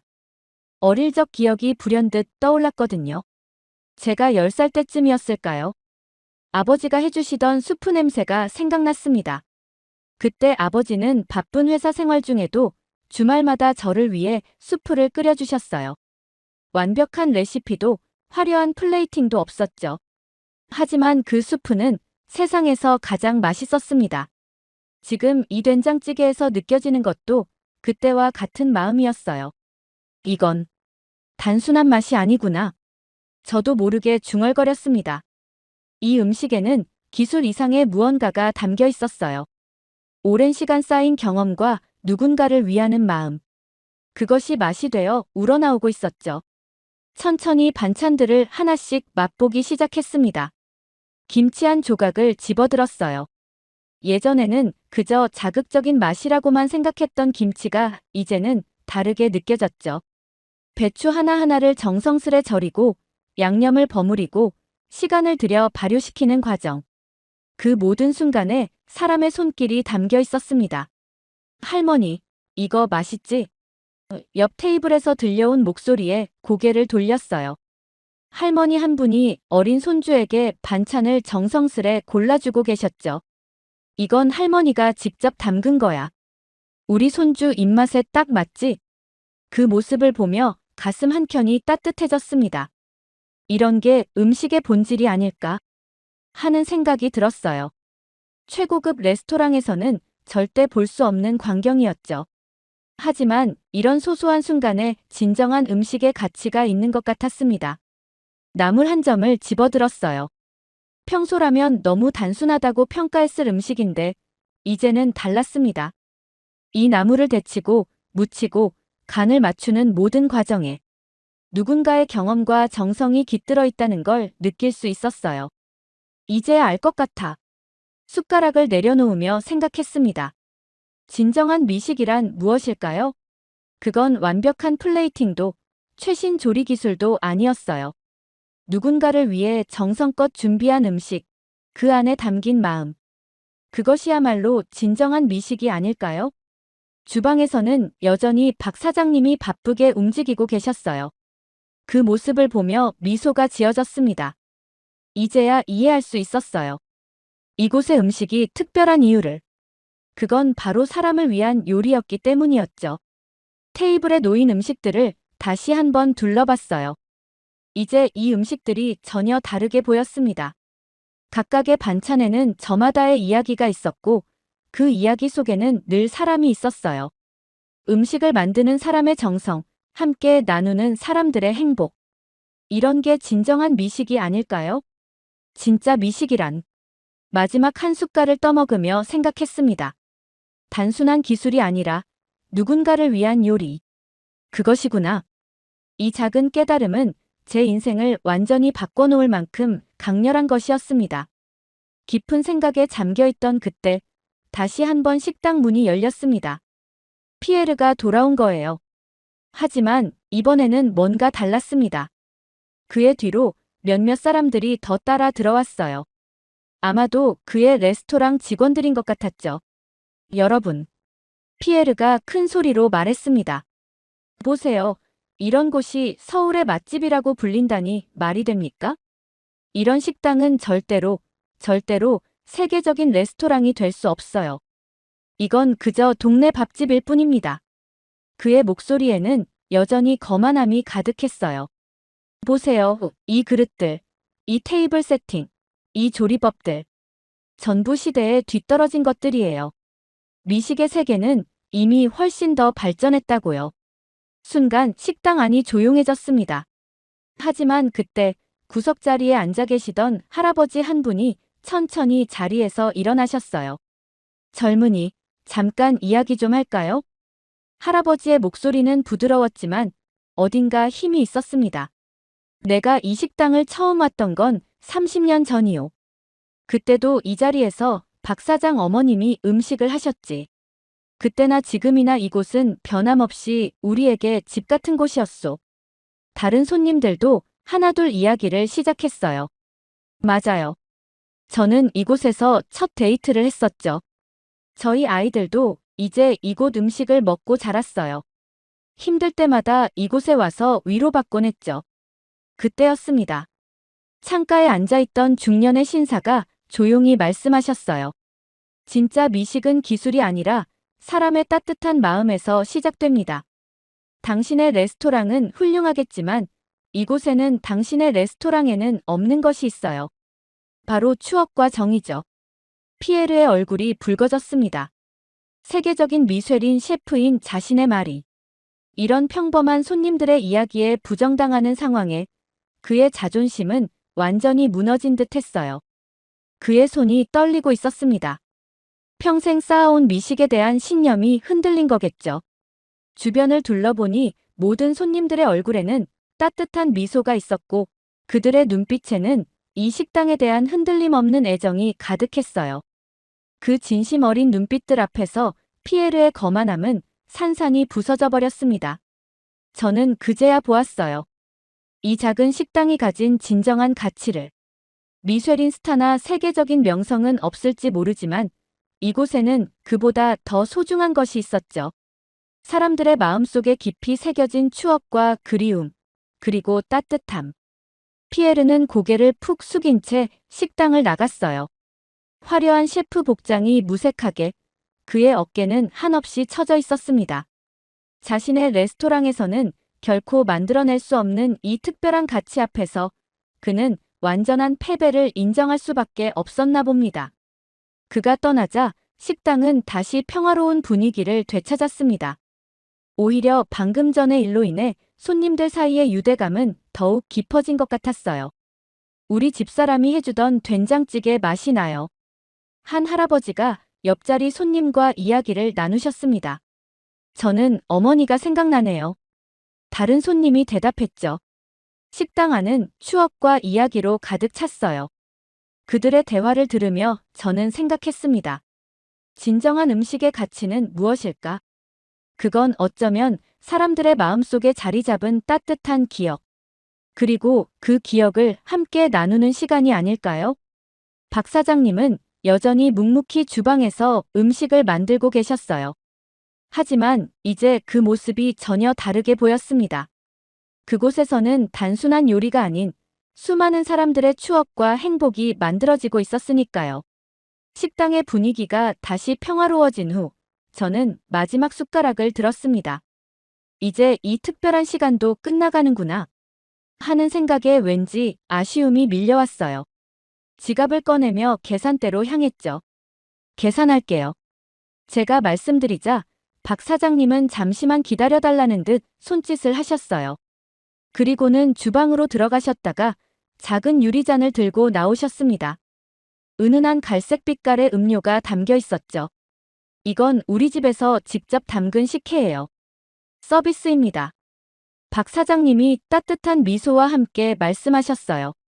먼 곳에서 오신 손님이니까 따뜻한 거 한 잔 드시고 가세요. 순간 제 눈시울이 뜨거워졌습니다. 뉴욕의 최고급 레스토랑에서는 상상도 할 수 없는 일이었어요. 그곳에서는 모든 것이 메뉴에 있고 모든 것에 가격이 매겨져 있었죠. 후식 하나를 더 주문하려면 최소 $10는 더 지불해야 했습니다. 하지만 이곳은 달랐어요. 계산을 하려는 손님에게 오히려 한 잔의 음료를 더 내어주시는 이런 따뜻한 마음은 제가 지금까지 경험한 어떤 고급 레스토랑에서도 느껴보지 못한 것이었습니다. 조심스럽게 식혜를 한 모금 마셨어요. 달콤하고 그윽한 맛이 입안 가득 퍼졌습니다. 이건 단순한 음료가 아니었어요. 마치 오랫동안 기다려온 손님을 위해 정성껏 준비한 선물 같았죠. 문득 제가 평가했던 수많은 레스토랑들이 떠올랐습니다. 화려한 인테리어, 값비싼 식기들, 완벽한 플레이팅. 하지만 그 어느 곳에서도 이런 감동은 없었어요. 기술적으로는 완벽했을지 몰라도 가슴을 따뜻하게 하는 순간은 없었죠. 정말 맛있네요. 제가 말씀드리자 박 사장님은 수줍게 웃으셨어요. 우리 어머님이 가르쳐 주신 방법대로 만든 거예요. 쌀을 불리는 시간부터 엿기름을 넣는 양까지 다 손맛으로 하는 거죠. 그 말씀에 또 한 번 깊은 깨달음이 찾아왔습니다. 미식이란 결국 사람을 위한 것이었어요. 완벽한 기술이나 화려한 장식이 아닌 누군가를 생각하는 마음. 그것이 진정한 미식의 본질이었던 거죠. 식혜 잔을 내려놓으며 주변을 둘러보았습니다. 낡은 식탁, 오래된 의자들. 하지만 이제 이 모든 것이 아름답게 보였어요. 이곳에는 값비싼 장식품은 없었지만 그 어떤 장식품보다 더 귀중한 것이 있었으니까요. 바로 사람을 위하는 진심이었습니다. 얼마인가요? 제가 다시 한번 물었어요. 박 사장님이 계산서를 내밀어 주셨죠. 뉴욕의 최고급 레스토랑 한 코스 가격의 10분의 1도 안 되는 금액이었습니다. 하지만 제가 이곳에서 얻은 것은 그 어떤 값비싼 코스 요리에서도 얻지 못했던 것이었어요. 지갑에서 카드를 꺼내며 생각했습니다. 미식 평론가로서 20년. 저는 줄곧 완벽한 기술과 정교한 플레이팅을 찾아다녔어요. 하지만 진정한 미식은 그런 게 아니었습니다. 그것은 바로 사람을 위한 따뜻한 마음이었어요. 계산을 마치고 자리에서 일어났습니다. 이제 이곳을 떠나야 하는데 마치 오랫동안 알고 지낸 이웃집을 떠나는 것 같은 아쉬움이 밀려왔어요. 그동안 제가 얼마나 많은 것을 놓치고 있었는지 이제야 깨달을 수 있었습니다. 뉴욕으로 돌아오는 비행기 안에서 저는 밤새 글을 썼습니다. 평소의 리뷰와는 완전히 다른 글이었어요. 화려한 미식 용어도 전문적인 평가 기준도 없었죠. 그저 제가 경험한 그 특별했던 순간들을 진심을 담아 써내려갔습니다. 미쉐린 스타가 놓치고 있는 것. 이 제목을 쓰면서 제 손이 떨렸어요. 20년 동안 미식의 최고 기준이라 여겼던 미쉐린 가이드에 대한 도전이었으니까요. 하지만 이제는 알았습니다. 우리가 진정으로 찾아야 할 것이 무엇인지를. 기사는 다음날 아침 뉴욕타임즈에 실렸어요. 편집장은 처음에 난색을 표했지만 제 글을 읽고는 생각을 바꿨다고 합니다. 이건 단순한 음식 평론이 아니라 우리가 잊고 있던 무언가를 일깨우는 글이군요. 라고 말씀하셨죠. 반응은 폭발적이었습니다. SNS에서는 제 기사가 폭발적으로 공유되기 시작했어요. 이것이 진정한 미식이다. 우리가 잃어버린 것을 찾았다. 전 세계의 독자들이 자신들의 추억이 담긴 음식 이야기를 댓글로 달기 시작했습니다. 특히 놀라웠던 건 유명 셰프들의 반응이었어요. 미쉐린 3스타 레스토랑의 셰프들이 하나둘 자신들의 요리 철학을 되돌아본다는 글을 올리기 시작했죠. 우리는 너무 기술에만 집중한 것은 아닐까? 음식의 본질을 잊고 있었던 건 아닐까? 한국의 음식 문화가 세계적인 주목을 받기 시작했습니다. 단순히 김치나 비빔밥 같은 음식 자체가 아니라 그 안에 담긴 정신, 사람을 위하는 마음, 나눔의 철학, 정성과 배려. 이런 가치들이 재조명되기 시작했어요. 세계적인 미식 잡지들이 앞다투어 한국의 소박한 식당들을 취재하기 시작했습니다. 골목골목의 작은 식당들, 시장 안의 오래된 가게들. 화려하지 않지만 진심이 담긴 그곳들이 새로운 미식 여행의 목적지가 되었죠. 제 책상 위에는 박 사장님이 주신 식혜가 놓여 있습니다. 한국에서 떠나기 전 사장님께서 작은 병에 담아주신 거예요. 가끔 그리울 때 드세요라는 말씀과 함께 매일 저녁 저는 그 식혜를 한 모금씩 마십니다. 달콤한 식혜를 마시며 생각해요. 진정한 미식이란 무엇일까? 그건 완벽한 플레이팅도, 값비싼 식기도, 화려한 인테리어도 아니었습니다. 누군가를 위해 정성껏 준비한 음식, 그 안에 담긴 따뜻한 마음. 그것이야말로 진정한 미식의 시작이었죠. 오늘도 저는 식혜를 한 모금 마시며 미소 짓습니다. 창밖으로 보이는 뉴욕의 화려한 야경과는 달리 제 마음속에는 작은 골목 어귀의 소박한 식당이 더 선명하게 남아있어요. 이제 저는 알게 되었습니다. 진정한 미식은 따뜻한 마음에서 시작된다는 것을. 그리고 그 따뜻함이야말로 우리가 음식을 통해 찾아야 할 가장 소중한 가치라는 것을 말이에요. 매일 밤 식혜 한 모금에 담긴 그 마음으로 저는 새로운 여정을 시작합니다. 이제는 더 이상 별이나 점수를 찾아다니지 않아요. 대신 음식에 담긴 진심을 찾아 세상의 작은 식당들을 여행하고 있답니다. 정말 충격적인 일이 일어났습니다. 미국의 유명 과학고등학교에서 생긴 전례 없는 대회에 뉴욕이 발칵 뒤집어졌다고 합니다. 놀라운 건 이 모든 것이 한국인 여학생 때문에 일어났다는 점인데요. 심지어 이 대회를 지켜보던 한 교사는 폭탄 발언을 했다고 합니다. And a mortgage rate significantly increases the monthly payment, especially for low and moderate income. 대체 무슨 일이 있었던 걸까요?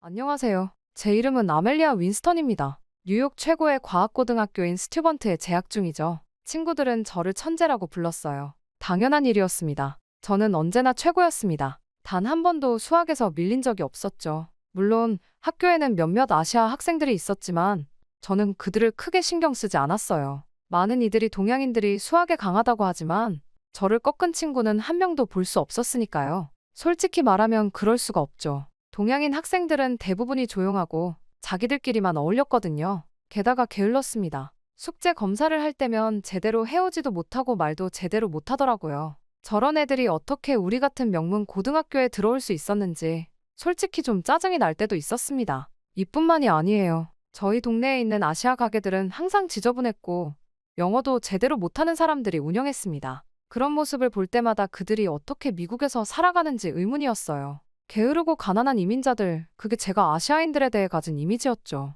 이런 모습들을 보면 백인 우월주의라는 말이 괜히 나온 건 아닌 것 같습니다. 역사적으로 봐도 위대한 학자들은 대부분이 백인이었으니까요. 한국의 위인? 글쎄요. 솔직히 들어본 적도 없는 것 같네요. 무슨 상관인가요? 백인인 제가 이 나라에서 가장 똑똑하다는 생각은 의심할 여지가 없는걸요. 물론 그때는 알지 못했죠. 곧 제 인생을 완전히 뒤바꿀 사건이 일어날 거란 사실을 말입니다. 사건은 수학 경시대회 결과가 발표되던 순간에 일어났습니다. 태블릿에 이름이 뜨기를 기다렸죠. 순간 심장이 빠르게 뛰었어요. 성적표가 화면에 나타났을 때 제 눈을 의심했습니다. 제 이름 옆에는 숫자 2가 적혀 있었어요. 2등이라니? 교실이 갑자기 웅성거리기 시작했습니다. 친구들의 놀란 표정이 눈에 들어왔어요. 마치 태양이 서쪽에서 뜬 것처럼 충격적인 일이었죠. 그리고 1등을 본 순간 가슴이 무너져 내렸습니다. 1등은 바로 전학 온 한국인 소녀 한나 김이었어요. 친구들의 목소리가 귓가에 맴돌았습니다. 아시아인들은 원래 수학을 잘하잖아. 이럴 줄 알았어. 특히 한국 애들은 수학머리가 장난 아니라니까. 미국 애들이 아시아 애들한테 수학으로 이기는 게 더 어렵지. 그들의 말이 저를 더 불쾌하게 만들었어요. 단순히 패배한 것이 아니었습니다. 동양인에게 졌다는 사실이 저를 분노하게 만들었죠. 가난하고 게으르다고 생각했던 그들 중 한 명에게 말이에요. 순간 강렬한 열기가 얼굴을 타고 올라왔습니다. 손바닥에 손톱이 파고들었어요. 저는 한나를 향해 고개를 돌렸습니다. 그 순간 한나와 눈이 마주쳤죠. 한나는 차분했어요. 승리의 기쁨을 드러내지 않았습니다. 오히려 수줍은 미소를 지었죠. 그 모습이 저를 더 화나게 만들었습니다. 이건 실력이 아니라 운이었을 거라고 마음속으로 생각했어요. 아니면 커닝을 했을지도 모른다고요. 그렇게 믿고 싶었습니다. 의자를 밀고 일어섰어요. 교실이 순식간에 조용해졌습니다. 모든 시선이 저에게 향했죠. 한나에게 다가갔어요. 심장이 빠르게 뛰었습니다. 머릿속은 혼란스러웠지만 목소리는 단호했어요. 한나에게 다시 한번 실력을 겨뤄보자고 했습니다. 말이 입에서 튀어나온 순간 교실은 완전히 침묵에 빠졌어요. 친구들의 놀란 얼굴이 보였습니다. 선생님이 저희 쪽으로 성큼성큼 걸어왔죠. 선생님이 무슨 일인지 물었을 때 저는 한나와 실력을 다시 겨뤄보고 싶다고 대답했어요. 한 번의 시험으로 진짜 실력을 알 수 없다고 했죠. 선생님은 잠시 생각하더니 고개를 끄덕였습니다. 두 사람에게 특별 문제를 내주겠다고 했어요. 선생님은 칠판으로 걸어가 복잡한 수식을 적었습니다. 교실 전체가 숨죽이며 지켜봤어요. 진짜 승자가 가려지는 순간이었죠. 한나는 차분했습니다. 연필을 들고 고민하는 기색도 없이 문제를 풀어나갔어요. 저는 손이 떨렸죠. 집중하려고 눈을 감았습니다. 심호흡을 했어요. 문제를 보는 순간 머릿속이 하얘졌습니다. 이렇게 어려운 문제는 처음이었어요. 그리고 5분이 지났을 때 한나가 연필을 내려놓았습니다. 저는 아직 풀이 과정의 절반도 끝내지 못했어요. 선생님이 한나의 답안을 확인했습니다. 정답이라고 했죠. 교실이 다시 웅성거렸어요. 그 누구도 풀지 못했던 고난도 문제였습니다. 오직 한나만이 정답을 맞췄어요. 순간 교실이 조용해졌죠. 모두의 시선이 저에게 향했습니다. 순간 제 세계가 무너져 내리는 느낌이었습니다. 어떻게 저보다 뛰어난 사람이 있을 수 있죠? 특히 가난하고 게으르다고 생각했던 동양인이 감정이 복잡하게 뒤엉켰어요. 분노, 충격, 부끄러움이 한꺼번에 밀려왔습니다. 한나가 저에게 다가와 손을 내밀었어요. 좋은 경쟁이었다는 말과 함께요. 한나의 목소리는 부드럽고 친절했습니다. 그 순간 부끄러움이 더 커졌어요. 하지만 자존심이 저를 붙잡았죠. 한나의 손을 무시하고 자리로 돌아갔습니다. 그날 집으로 돌아오는 길, 머릿속은 복잡했어요. 어떻게 이럴 수 있을까요? 저는 언제나 최고였습니다. 그런데 이제는 최고가 아니었죠. 처음으로 패배의 쓴맛을 보았어요. 더 괴로운 건 그 상대가 한국에서 온 소녀라는 사실이었습니다. 다음 날 학교에 도착했을 때 저는 여전히 분노에 차 있었습니다. 복도에서 친구들이 저를 보며 수군거리는 소리가 들렸어요. 모두가 제가 한나에게 패배한 사실을 알고 있었죠. 자존심이 크게 상했습니다. 수업 시간에 저는 계속 한나를 주시했어요. 그녀의 모든 행동이 눈에 거슬렸습니다. 필기하는 방식, 질문에 답하는 순간의 자신감, 심지어 점심시간에 혼자 앉아 책을 읽는 모습까지도요. 저는 스스로에게 계속 말했죠. 나는 백인이야. 우리는 이 나라에서 가장 똑똑한 사람들이야. 그렇게 제 자신을 합리화하려 했습니다. 하지만 마음 깊은 곳에서는 의문이 들었어요. 내가 틀린 걸까? 인종이 정말 지능을 결정하는 걸까? 한나를 미워했습니다. 아니, 그럴 수밖에 없었어요. 그녀가 제 세계관을 무너뜨렸으니까요. 하지만 일주일이 지나고 2주가 지나면서 저는 한나가 단순한 천재가 아니라는 것을 발견했습니다. 수업이 끝나면 그녀는 언제나 도서관에 남아 공부했어요. 어려운 문제를 만나면 포기하지 않고 여러 방법으로 접근했죠. 그녀는 노력하는 사람이었습니다. 그러던 어느 날 오후, 저는 집으로 가는 길에 작은 샌드위치 가게를 지나가게 되었어요. 문득 안을 들여다봤을 때 의외의 광경을 보았습니다. 한나가 카운터 뒤에서 앞치마를 하고 서 있었어요. 그녀는 주문을 받으면서 동시에 가게 한쪽 구석에 놓인 책상에서 수학 문제를 풀고 있었습니다. 호기심에 가게 안으로 들어갔어요. 구석에서 나이든 여성이 기침을 하며 빵을 굽고 있었습니다. 한나의 어머니였어요. 그녀는 분명 몸이 좋지 않아 보였지만 쉬지 않고 일하고 있었죠. 한나는 저를 보고 잠시 놀란 표정을 지었습니다. 하지만 곧 미소를 지으며 주문을 받으려 했어요. 저는 아무것도 주문하지 않고 그냥 그들을 지켜봤습니다. 한나는 손님을 응대하고 계산하고 틈틈이 수학 문제를 풀었어요. 그녀에게 공부는 사치가 아니었습니다. 생존이었어요. 그 순간 저는 깨달았습니다. 한나는 단순히 수학을 잘하는 게 아니라 생존을 위해 수학을 하고 있었어요. 그녀에게 1등은 단순한 성취가 아니라 미래를 위한 희망이었죠. 부끄러움이 밀려왔습니다. 제가 얼마나 특권 속에서 살아왔는지 깨달았어요. 저는 항상 좋은 환경에서 공부했고 원하는 것은 무엇이든 가질 수 있었죠. 하지만 한나는 그런 환경에서도 저보다 뛰어났습니다. 그렇게 샌드위치 가게에서의 경험은 제 마음에 큰 변화를 가져왔습니다. 한나에 대한 호기심이 생겼어요. 그녀가 어떻게 그렇게 뛰어난 실력을 갖게 되었는지 알고 싶었죠. 제 마음속에는 여전히 불편함이 있었지만 그것을 인정하고 싶지 않았습니다. 그녀의 능력이 단순히 타고난 것이 아니라면 그 비결을 알고 싶었어요. 다음 날 학교에서 용기를 내어 한나에게 다가갔습니다. 가슴이 두근거렸어요. 이전까지는 경쟁자로만 봤던 사람에게 먼저 말을 거는 것이 쉽지 않았죠. 처음으로 진심 어린 대화를 나눴습니다. 제가 그녀의 가게에서 본 것을 이야기하자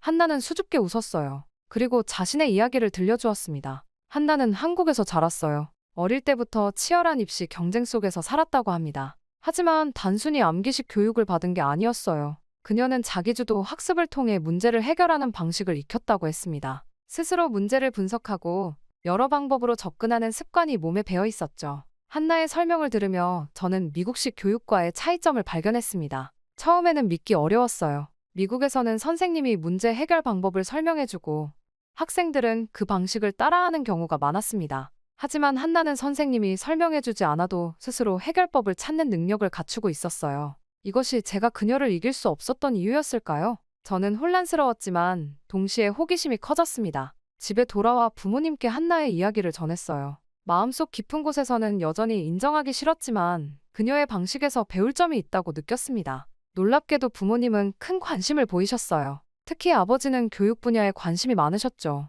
그래서 그런지 한나의 학습 방식에 매료되셨습니다. 저녁 식사 시간에 아버지가 물으셨어요. 도대체 한국에서는 어떻게 교육을 받길래 저렇게 스스로 공부를 잘하지? 이 질문을 시작으로 우리 가족은 한국 교육에 대해 더 알아보기 시작했습니다. 인터넷으로 자료를 찾아보고 한인 커뮤니티의 강연에도 참석했어요. 처음에는 단순한 호기심이었지만 점점 더 한국의 교육 시스템과 문화에 진정한 관심이 생겼습니다. 그리고 제 마음속에는 불편한 감정이 서서히 존경심으로 바뀌기 시작했어요. 용기를 내어 한나의 가족을 저희 집에 초대했습니다. 처음에는 어색했어요. 제가 한나를 미워했던 것이 부끄러웠죠. 하지만 한나의 어머니는 매우 친절하셨습니다. 그녀는 한국 교육의 장단점에 대해 솔직하게 이야기해 주셨어요. 치열한 경쟁이 주는 스트레스도 있지만 그 속에서 단련되는 의지력과 문제 해결 능력이 학생들에게 큰 자산이 된다고 하셨죠. 그 자리에서 우리의 대화는 점점 더 깊어졌습니다. 한나의 어머니는 한국의 학원 문화, 대학 입시 제도, 그리고 학생들의 자기주도 학습법에 대해 상세히 설명해 주셨어요. 부모님은 깊은 관심을 보이며 질문을 이어갔습니다. 저는 조용히 듣고 있었지만 마음속으로는 계속 생각했어요. 내가 한나를 미워했던 건 정말 그녀가 아시아인이어서였을까? 아니면 그녀가 나보다 더 노력했기 때문에 질투했던 걸까? 우연히 한나의 어머니가 여름에 한국으로 잠시 돌아갈 계획이라는 것을 알게 되었어요. 그때 아버지가 갑작스러운 제안을 하셨습니다. 우리 가족도 한국을 방문해보는 것은 어떻겠냐고요? 한국의 교육 시스템을 직접 경험해보고 싶다고 하셨죠. 처음에는 황당한 제안처럼 들렸습니다. 내가 한국에? 아시아에? 하지만 이상하게도 마음이 끌렸어요. 이것이 제 편견을 완전히 깰 수 있는 기회라고 느꼈습니다. 한나가 자란 환경을 직접 보고 싶었죠. 그래서 저는 부모님의 제안을 적극 지지했어요. 한나와 그녀의 어머니는 우리의 제안에 기뻐했습니다. 그리고 여러 차례 만남 끝에 결국 우리 가족은 한나 가족과 함께 한국을 방문하기로 결정했어요. 이후 도착한 인천공항에서 비행기에서 내리는 순간부터 모든 것이 새로웠습니다. 인천국제공항은 제가 상상했던 것과 완전히 달랐어요. 깨끗하고 현대적인 디자인, 효율적인 시스템이 눈에 띄었죠. 하지만 이건 시작에 불과했습니다. 공항에서 서울로 향하는 길, 창밖으로 보이는 풍경이 점점 도시화되어 갔어요. 저는 한국이 전통적인 건물들과 오래된 시장이 많은 나라일 거라고 생각했습니다. 영화에서 본 아시아의 모습을 떠올렸죠. 하지만 서울은 제 예상을 완전히 뒤엎었어요. 호텔에 짐을 풀고 한나와 함께 첫 탐험에 나섰습니다. 한나는 자랑스럽게 자신의 고향을 소개했어요. 거리마다 선명한 네온사인과 대형 스크린이 가득했습니다. 사람들은 모두 최신 스마트폰을 들고 있었고 카페마다 사람들이 노트북으로 작업하고 있었어요. 여기는 세계에서 가장 빠른 인터넷이 있어. 한나가 말했습니다. 어디서든 무료 와이파이를 찾을 수 있고 다운로드 속도도 엄청 빨라. 저는 믿기 힘들었어요. 아시아 국가가 이렇게 기술적으로 발전했다고는 생각하지 못했죠. 쇼핑몰을 방문했을 때는 더 놀랐습니다. 최첨단 기술을 활용한 매장들, 로봇 안내원, 디지털 피팅룸까지 있었어요. 이건 분명 뉴욕보다 더 발전된 모습이었습니다. 가장 충격적이었던 것은 서울 지하철이었어요. 깨끗하고 조용했으며 정확한 시간에 도착했죠. 플랫폼에는 안전 유리문이 설치되어 있었고 내부는 냉방이 완벽했습니다. 디지털 안내 시스템은 다국어를 지원했고 와이파이도 끊김없이 연결됐어요. 이건 뉴욕보다 더 발전된 도시잖아. 아버지가 놀라움을 감추지 못하며 말씀하셨습니다. 저도 같은 생각이었어요. 뉴욕 지하철은 지저분하고 종종 지연되었죠. 하지만 서울 지하철은 마치 미래에서 온 것 같았습니다. 거리를 걸으며 또 다른 놀라운 점을 발견했어요. 쓰레기통을 찾기 어려웠음에도 거리는 놀라울 정도로 깨끗했습니다. 사람들은 자신의 쓰레기를 가방에 넣어 집에 가져가는 것 같았어요. 공공장소에서의 질서 의식이 매우 높았죠. 둘째 날, 한나는 저를 특별한 곳으로 데려갔습니다. 대치동이라고 들어봤어? 한나가 물었어요. 우리나라 교육의 중심지야. 내가 초등학교 때 다녔던 학원가야.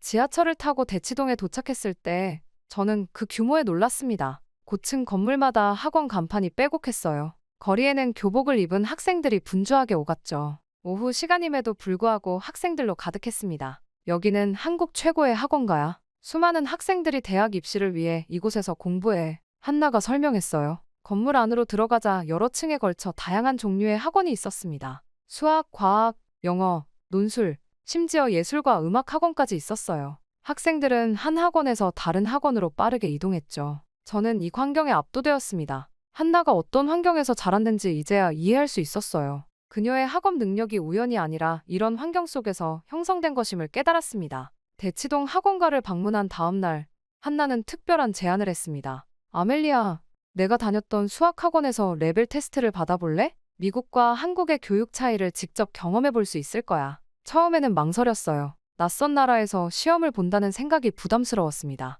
하지만 호기심이 더 컸죠. 결국 저는 동의했어요. 좋아, 해볼게. 다음 날 저희는 탑클래스라는 학원을 방문했습니다. 외관부터 미국의 학원과는 달랐어요. 현대적인 건물에 최첨단 시설을 갖추고 있었죠. 로비에 들어서자 학생들이 분주하게 움직이고 있었습니다. 모두 진지한 표정으로 공부에 몰두하고 있었어요. 학원장이 저를 반갑게 맞이했습니다. 한나의 소개로 저는 레벨 테스트를 받게 되었어요. 교실로 안내받아 들어가니 태블릿이 준비되어 있었습니다. 1시간 동안 수학 문제를 풀었어요. 난이도는 점점 높아졌죠. 테스트가 끝난 후 저는 곧바로 결과를 받았습니다. 선생님이 태블릿으로 제 답안을 분석하더니 상세한 그래프와 차트를 보여주셨어요. 놀랍게도 그것은 단순한 점수가 아니었습니다. 제 사고 과정과 문제 해결 패턴을 분석한 자료였어요. 아멜리아 학생은 기본 계산력은 뛰어나지만 추상적 개념을 실제 문제에 적용하는 부분에서 약점이 보입니다. 선생님이 정확하게 짚어내셨어요. 특히 기하학적 증명 과정에서 논리적 비약이 있네요.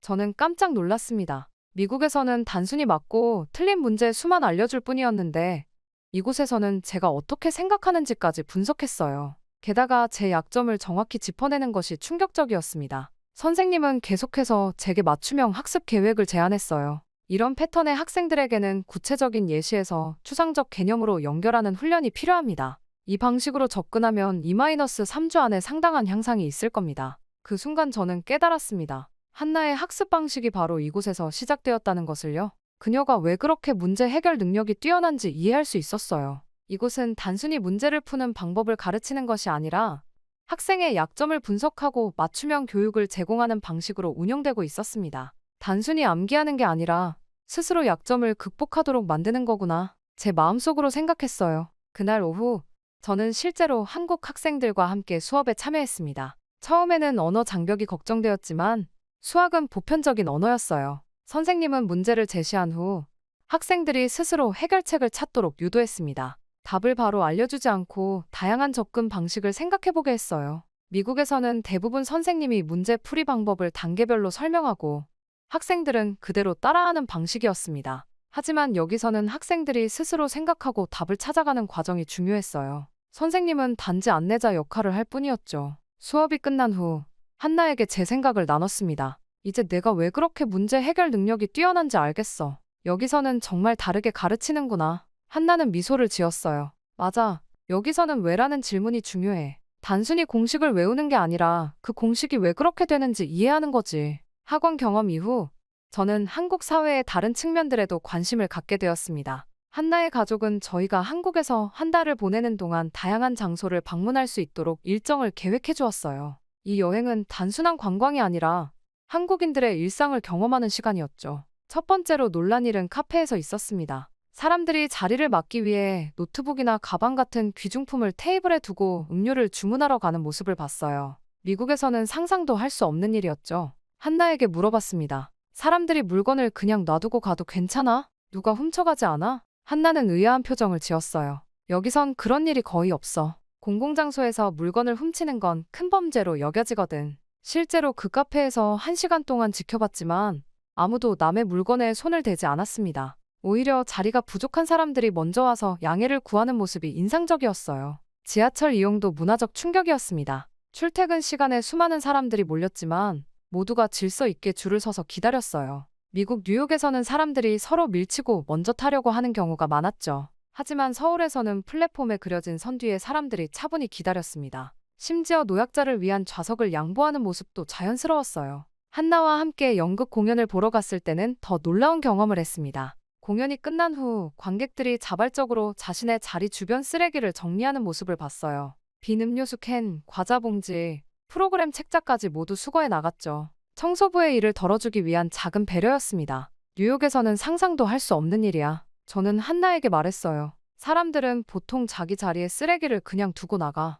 한나는 미소를 지었습니다. 여기선 어릴 때부터 공공장소를 내 집처럼 깨끗하게 사용하라고 배워. 다른 사람을 배려하는 건 기본적인 예절이거든. 한국에서의 일상 속에서 저는 미국과 비교했을 때 한국의 시민 의식이 훨씬 높다는 것을 체감했어요. 사람들은 개인의 편의보다 공동체의 질서와 청결을 중요시했죠. 길에 쓰레기를 함부로 버리는 사람도 거의 보지 못했습니다. 식당에서의 경험도 특별했어요. 테이블마다 호출 버튼이 있어 필요할 때 직원을 부를 수 있었고 음식이 나오는 속도도 놀라울 정도로 빨랐습니다. 결제는 테이블에서 바로 이루어졌고 팀 문화가 없어 정확한 금액만 지불하면 됐어요. 이런 경험들이 쌓이면서 저는 점점 더 제 자신의 편견에 대해 생각하게 되었습니다. 아시아 국가들이 뒤처지고 비위생적이라는 선입견은 완전히 잘못된 것이었어요. 오히려 많은 면에서 미국보다 더 발전되고 질서 있는 사회였습니다. 내가 얼마나 편견에 갇혀 있었는지 어느 날 밤 호텔 창문으로 서울의 밤 풍경을 바라보며 생각했어요.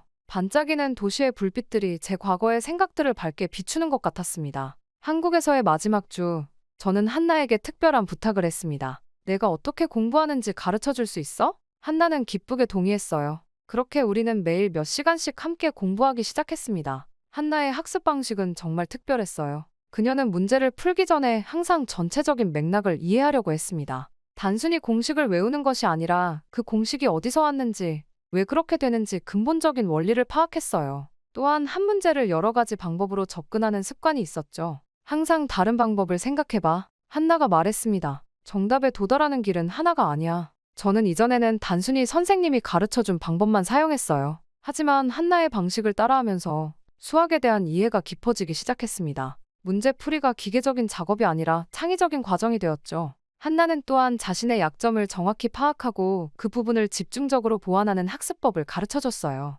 대치동 학원에서 배운 맞춤형 학습 방식을 그녀는 스스로 실천하고 있었습니다. 수학 외에도 한나에게서 많은 것을 배웠어요. 그녀의 시간 관리 능력은 놀라웠습니다. 학교 공부, 가게 일, 취미 활동까지 모두 효율적으로 해내는 모습이 인상적이었죠. 매일 계획표를 작성하고 중요한 일부터 처리하는 습관은 저도 곧 따라하게 되었어요. 무엇보다도 한나에게서 배운 가장 큰 교훈은 겸손함이었습니다. 그녀는 뛰어난 실력에도 불구하고 결코 자만하지 않았어요. 항상 더 배울 것이 있다고 생각했고 다른 사람의 의견을 존중했죠. 완벽한 사람은 없어. 한나가 말했습니다. 우리는 모두 서로에게서 배울 수 있어. 한국에서 보낸 한 달은 눈 깜짝할 사이에 지나갔어요. 미국으로 돌아가는 비행기에서 저는 제가 얼마나 변했는지 깨달았습니다. 이제 단순히 1등을 하는 것보다 배움 자체에 더 의미를 두게 되었어요. 그리고 무엇보다도 아시아인들에 대한 편견이 완전히 사라졌습니다. 학교로 돌아왔을 때 친구들은 제가 달라진 것을 금방 알아챘어요.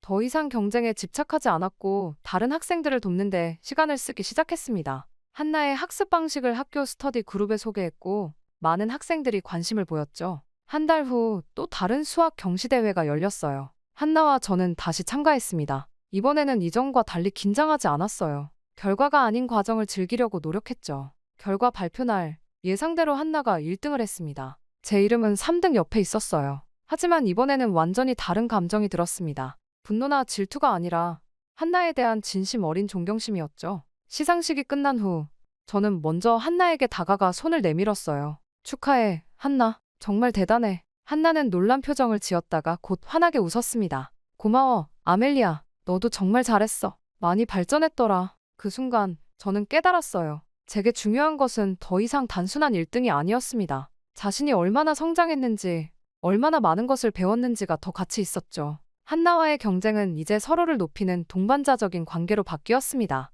경시대회 이후 저는 진지하게 제 미래에 대해 생각하기 시작했습니다. 고등학교 졸업이 1년 앞으로 다가왔고 대학 지원을 준비해야 할 시간이었어요. 이전에는 당연히 아이비리그 진학을 목표로 했지만 한국에서의 경험은 제 시야를 넓혀주었습니다. 어느 저녁 가족 식사 시간에 용기를 내어 말했어요. 나 한국에서 대학 다니고 싶어. 부모님은 당황한 표정으로 저를 바라보셨습니다. 아버지가 먼저 말씀하셨어요. 아멜리아, 그게 무슨 뜻이니? 한국 대학을 말하는 거야? 저는 고개를 끄덕였습니다. 서울대학교나 연세대학교 같은 학교에 지원해보고 싶어요. 특히 수학과나 컴퓨터 공학 쪽으로요. 어머니는 걱정스러운 표정을 지으셨어요. 언어는 어떻게 할 거니? 한국어로 수업을 들을 수 있겠어? 요즘은 영어 트랙 과정이 많이 있어요. 그리고 한국어도 배울 거예요. 이미 한나에게 기초를 배우기 시작했어요. 사실 한국에 있는 동안 매일 한나에게 한국어를 조금씩 배웠습니다. 처음에는 부모님이 반대하실 줄 알았어요. 하지만 뜻밖에도 아버지는 곰곰이 생각하시더니 긍정적인 반응을 보이셨습니다. 사실 내가 한국에서 보여준 성장을 보면 그 나라에서 배울 점이 정말 많다는 걸 인정해야겠구나. 어머니도 이내 수긍하셨어요. 내가 그렇게 열심히 준비한다면 우리는 내 꿈을 응원할게. 그런데 한나는 어떻게 생각해? 다음 날 학교에서 한나에게 제 계획을 이야기했습니다. 한나는 놀랍게도 기뻐하는 대신 진지한 표정을 지었어요. 내가 미국에 온 이유는 여기 교육 시스템에서 배우기 위해서였어. 한나가 말했습니다. 미국도 장점이 많아. 창의성과 자유로운 사고를 중요시하잖아. 그리고 한나는 자신의 꿈을 이야기해 주었어요. 그녀는 미국에서 교육학을 공부하고 두 나라의 장점을 결합한 새로운 교육 방식을 개발하고 싶다고 했습니다. 한국의 체계적인 학습법과 미국의 창의적인 접근 방식을 통합하는 교육 개혁을 꿈꾸고 있었어요. 난 단순히 수학을 잘하는 것보다 교육 시스템 자체를 바꾸고 싶어. 한나가 말했습니다. 모든 학생들이 자신의 잠재력을 최대한 발휘할 수 있도록 말이야. 그 순간 저는 한나를 새롭게 보게 되었어요. 그녀는 더 이상 제 경쟁자가 아니었습니다. 그녀는 단순한 수학 천재가 아니라 삶을 바꾸는 사람이 되고자 했어요. 그리고 저는 그런 한나와 함께 걸어가고 싶었습니다. 우리가 서로 다른 길을 가더라도 같은 목표를 향해 나아갈 수 있을 거야. 제가 말했어요. 나는 한국에서, 너는 미국에서 배우면서 서로의 경험을 나눌 수 있어. 한나는 환하게 웃었습니다. 그럼 우리는 국제적인 교육 개혁 파트너네. 그렇게 저와 한나는 서로의 꿈을 응원하기로 했어요. 저는 한국 대학 입시를 준비하기 시작했고, 한나는 자신만의 교육 철학을 발전시켜 나갔습니다. 우리의 여정은 이제 막 시작되었어요. 지금 저는 한국어 공부에 열중하고 있습니다. 한나는 매주 화상 통화로 저에게 한국어를 가르쳐줘요. 부모님도 적극적으로 지원해 주십니다. 아버지는 심지어 회사에 한국 지사 설립을 제안하셨다고 해요. 그렇게 되면 가족 모두가 함께 한국에서 시간을 보낼 수도 있을 거예요. 백인 우월주의에 사로잡혀 있던 저는 이제 새로운 세계를 발견했습니다. 한 작은 샌드위치 가게에서 시작된 경쟁이 제 인생의 방향을 완전히 바꿔놓았어요. 한나 덕분에 저는 더 넓은 세상을 보게 되었고 진정한 성장이 무엇인지 깨달았습니다. 정말 충격적인 일이 벌어졌습니다. 최근 하버드 대학교에서 한 학생과 교수의 토론이 강의실 전체를 뒤흔들었다고 합니다. 놀라운 건 그 학생이 바로 한국인이라는 점인데요. 이 사건 이후 학교 내에서는 한일 역사에 대한 뜨거운 논쟁이 이어지고 있으며 일부 학생들은 독도에 대한 정의를 다시 내려야 한다 라는 말까지 했다고 합니다. 대체 강의실에서 무슨 일이 있었던 걸까요?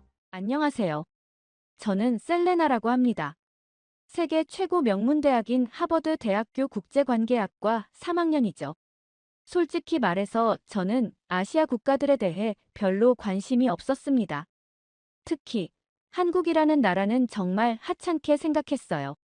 그냥 세계 지도에서 존재감 없이 끼어 있는 작은 점, 중국과 일본 사이에 낀 무의미한 공간 정도로 여겼죠. 그래서 한국이 일본의 식민지였다는 것도 당연하게 느껴졌죠. 그 정도 가치밖에 없는 나라니까요. 한국은 문화도 일본이나 중국에서 베낀 것뿐이지 않아 자기들만의 독창적인 것이 뭐가 있는데 이런 말을 할 때면 친구들과 함께 웃곤 했습니다. 한국은 그저 중국과 일본의 열등한 모방품, 가치 있는 것을 창조한 적 없는 나라라고 생각했어요. 전쟁으로 분단된 불쌍한 나라, 미국의 원조가 없었다면 존재하지도 못했을 국가, 중국과 일본의 그림자 속에 영원히 갇힌 존재라고 여겼죠. 심지어 지금은 대통령도 없는 무질서한 나라라고 생각했죠. 곧 북한이 전쟁을 일으킨다면 금방 잡아먹힐 그런 나라 말입니다. 솔직히 한국이 아시아에서 사라져도 누가 신경 쓸까? 중요한 나라들은 중국과 일본이지. 이런 의문을 가져본 적도 없었습니다. 당연히 아시아에서 중요한 나라는 중국과 일본뿐이라고 생각했으니까요. 한국은 그저 두 강대국 사이에 낀 작은 나라, 독자적인 문화나 역사적 가치가 별로 없는 국가라고 여겼어요. 그런데 이번 학기 졸업 학점을 채우기 위해 어쩔 수 없이 동아시아 국제관계사 강의를 듣게 됐습니다.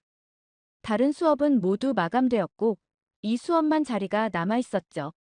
내키지 않았지만 어쩔 수 없이 등록했어요. 최소한 쉬운 어학점은 받을 수 있겠지. 이런 생각으로 첫 수업에 들어갔습니다. 강의를 맡은 사람은 일본 출신의 역사학자 타카하시 교수였어요. 타카하시 교수는 하버드에서 10년 이상 가르친 베테랑 교수였고 동아시아 역사 연구로 명성이 자자했죠. 특히 제가 들은 바로는 그는 한국의 역사적 주장에 비판적인 시각을 가진 것으로도 유명했습니다. 배울 게 많을 것이라고 생각했죠. 드디어 제대로 된 시각으로 아시아 역사를 배울 수 있겠네. 첫 수업 시간, 타카하시 교수는 우아한 일본식 영어로 자기 소개를 했어요. 세련된 정장 차림의 단정한 외모, 그리고 자신감 넘치는 말투가 인상적이었습니다. 강의 계획서를 보니 중국, 일본, 한국, 그리고 동남아시아 국가들의 관계를 다루는 내용이었죠. 이번 학기 동안 우리는 동아시아의 복잡한 국제관계를 탐구할 것입니다. 특히 역사적 사실에 기반한 객관적 시각으로 접근하겠습니다.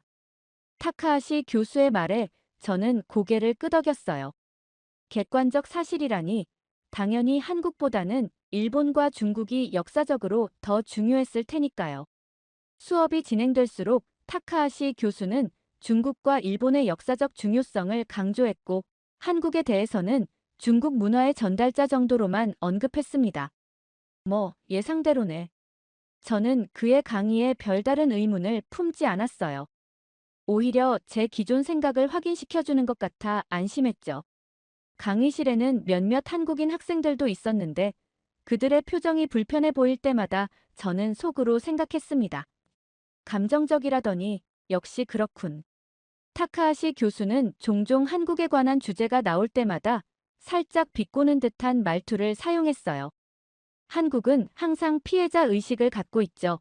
한국의 주장은 학술적 근거보다 감정에 기반한 경우가 많습니다. 같은 말들이었습니다.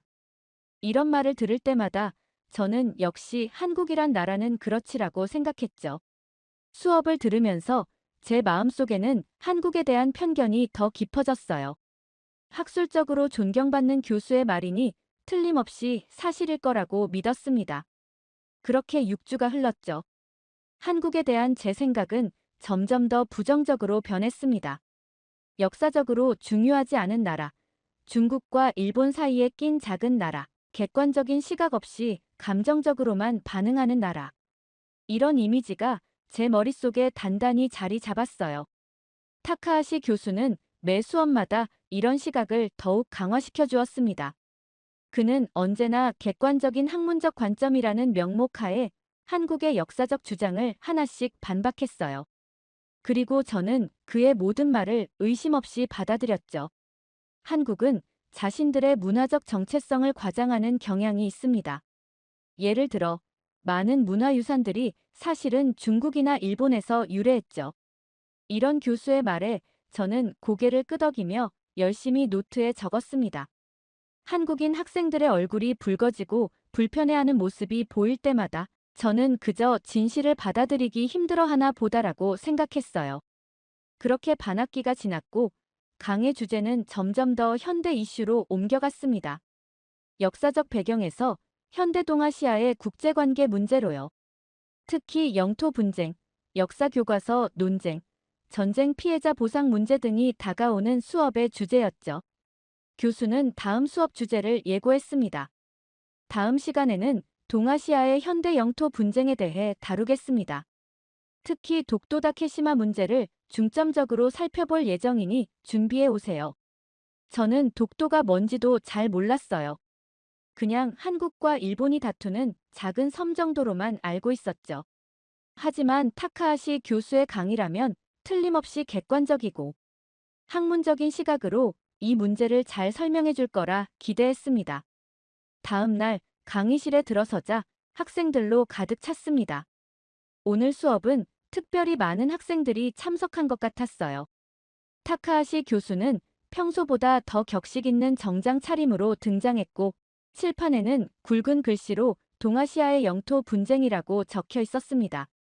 자, 오늘은 현대 동아시아에서 진행 중인 주요 영토 분쟁들에 대해 살펴보겠습니다. 타카하시 교수는 프로젝터를 켜고 지도를 보여주었어요.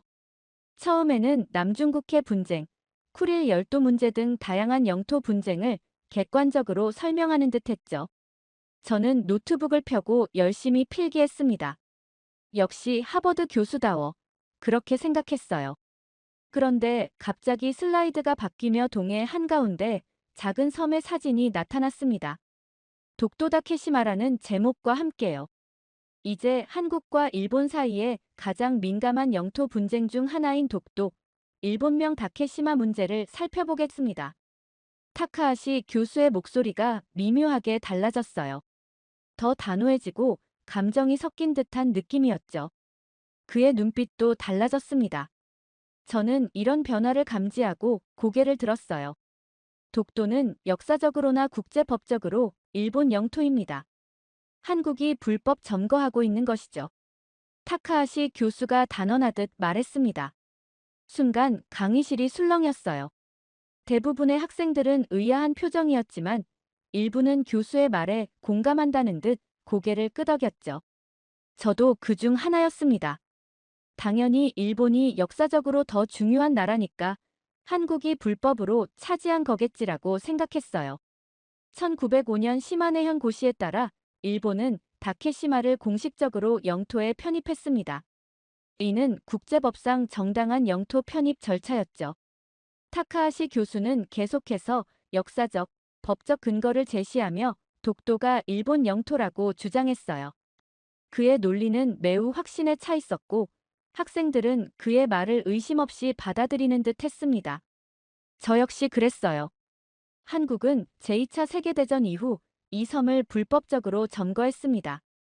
그리고 그 이후로 계속 점거하고 있죠. 타카하시 교수의 목소리가 점점 더 날카로워졌어요. 학술적 분석이라기보다는 개인적인 주장처럼 들리기 시작했죠. 하지만 저는 여전히 의심하지 않았습니다. 그가 하버드의 교수이고 동아시아 역사 전문가니까요. 그런데 교수는 거기서 멈추지 않았어요. 독도 문제를 넘어 한국 전체를 비하하는 발언을 시작했습니다. 한국은 감정적으로 역사를 바라보기 때문에 국제사회에서 신뢰를 얻지 못합니다. 이 말에 강의실의 분위기가 더욱 긴장되었어요. 몇몇 한국인 학생들의 얼굴이 붉어졌죠. 하지만 타카하시 교수는 계속 말을 이어갔습니다. 한국은 객관적 사실보다 민족주의적 감정을 우선시합니다. 이러한 접근 방식으로는 국제 분쟁을 해결할 수 없죠. 저는 순간 당황했어요.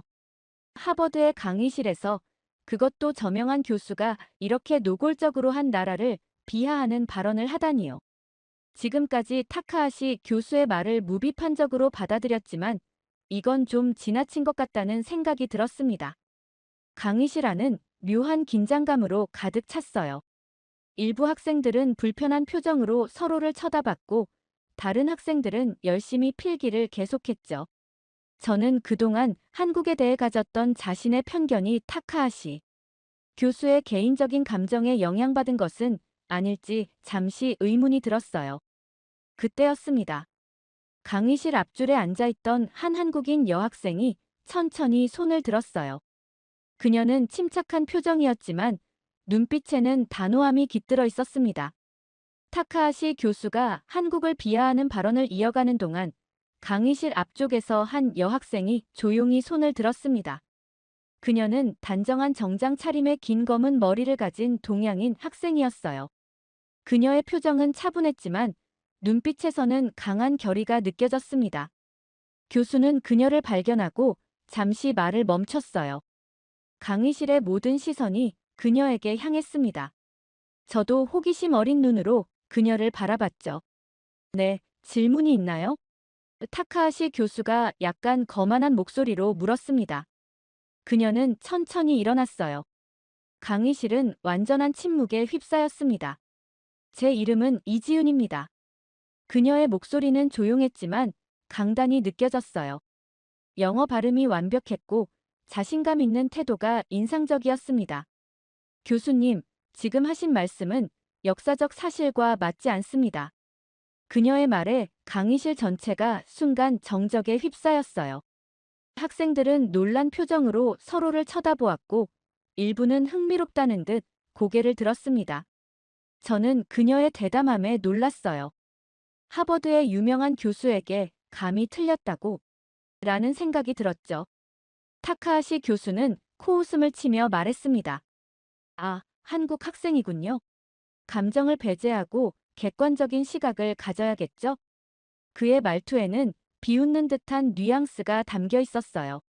마치 그녀의 의견은 이미 감정적이고 주관적이라고 단정 짓는 듯했죠. 이 순간 저는 교수의 태도가 학문적이라기보다 개인적인 편견처럼 느껴졌습니다. 하지만 지유는 전혀 흔들리지 않았어요. 그녀의 표정은 여전히 차분했고 목소리도 흔들림이 없었습니다. 1951년 샌프란시스코 조약에서 독도는 한국 영토로 간주되었습니다. 교수님께서는 이 부분을 의도적으로 무시하고 계시네요. 그녀의 말은 단순한 반박이 아니라 구체적인 역사적 사실을 언급했어요. 강의실 안의 학생들은 더욱 집중하기 시작했고 몇몇은 노트북을 열어 그녀의 말을 검색하기 시작했습니다. 저도 궁금해져서 샌프란시스코 조약 독도라고 검색했어요. 타카하시 교수의 얼굴이 잠시 굳었습니다.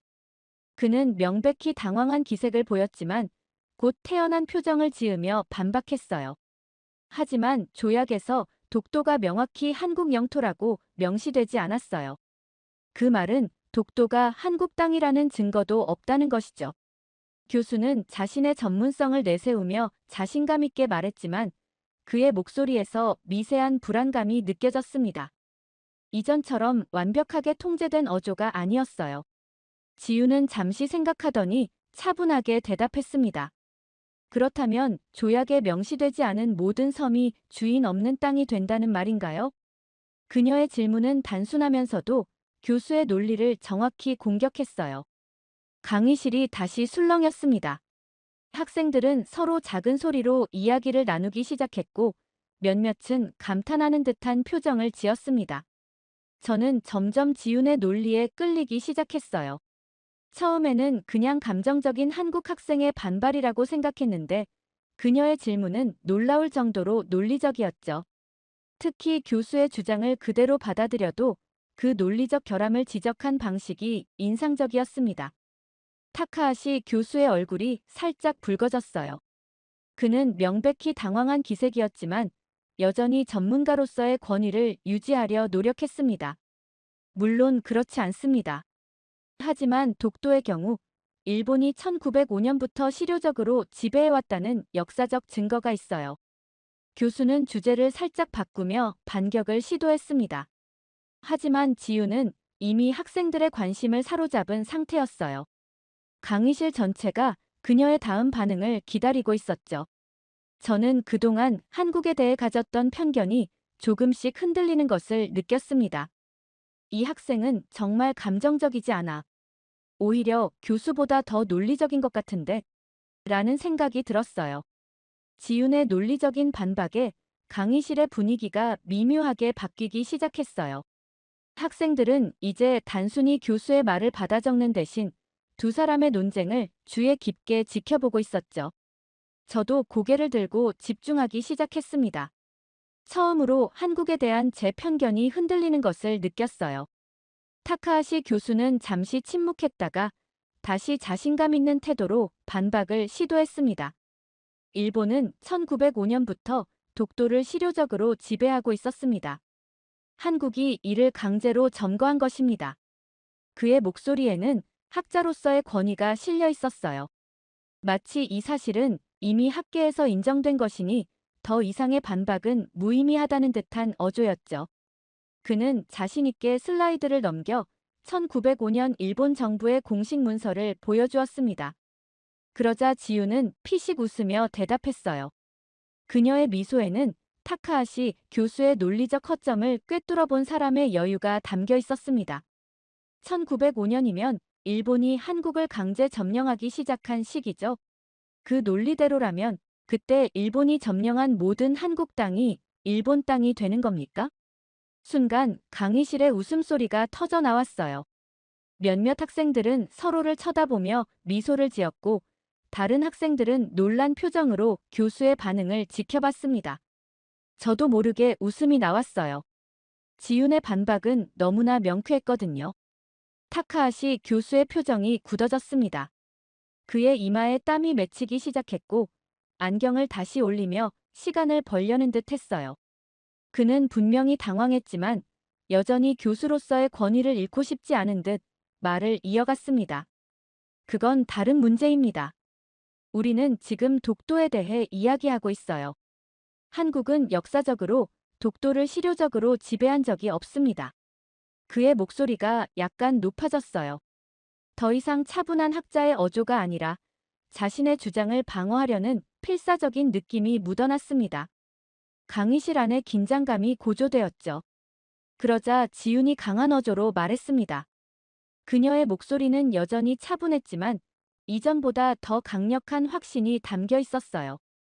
교수님, 512년 신라 지증왕 때부터 독도는 한국 영토였습니다. 세종실록에도 독도 관련 기록이 나오고요. 일본의 지도에서도 18세기까지 독도를 일본 영토로 표기하지 않았죠. 지유는 자신의 가방에서 노트북을 꺼내 빠르게 무언가를 검색한 후 화면을 돌려 학생들에게 보여주었어요. 거기엔 고대 지도와 문헌 기록이 있었죠. 저는 놀랐습니다. 그녀는 준비가 철저했어요. 감정적인 반응이 아니라 역사적 증거를 바탕으로 차분하게 반박하고 있었거든요. 이건 1696년 일본 도토리번의 공식 문서입니다. 울릉도와 독도는 일본 땅이 아니다라고 명시하고 있어요. 강의실은 완전한 침묵에 빠졌습니다. 학생들은 이제 완전히 지윤의 말에 집중하고 있었고 몇몇은 빠르게 필기를 하기 시작했어요. 저도 그중 하나였습니다. 지금까지 한국에 대해 가졌던 제 생각이 잘못됐을 수도 있다는 의문이 들기 시작했거든요. 타카하시 교수는 말을 잇지 못했습니다. 그는 몇 번이고 입을 열었다 닫았지만 적절한 반박을 찾지 못하는 듯 했어요. 결국 그는 자료를 정리하며 시간을 벌려고 했죠. 강의실 분위기가 완전히 지윤에게 기울기 시작했어요. 학생들은 이제 그녀를 존경하는 눈빛으로 바라보고 있었습니다. 저도 그랬어요. 처음에는 감정적인 한국 학생이라고 생각했는데 그녀는 오히려 교수보다 더 학자다운 모습을 보여주고 있었거든요. 타카하시 교수는 마지막 시도를 했습니다. 그는 목소리를 가다듬고 다시 권위 있는 척 말했어요. 그런 고대 문헌들은 해석의 여지가 많습니다. 현대 국제법적 관점에서 봐야. 하지만 그의 말은 이미 설득력을 잃고 있었습니다. 학생들의 표정에서 그것을 읽을 수 있었어요. 저 역시 이제는 교수의 주장을 의심하기 시작했죠. 타카하시 교수는 더 이상 지윤의 논리적인 반박에 대응하지 못했어요. 그는 잠시 멍한 표정으로 서 있다가 서류를 정리하며 어색하게 말했습니다.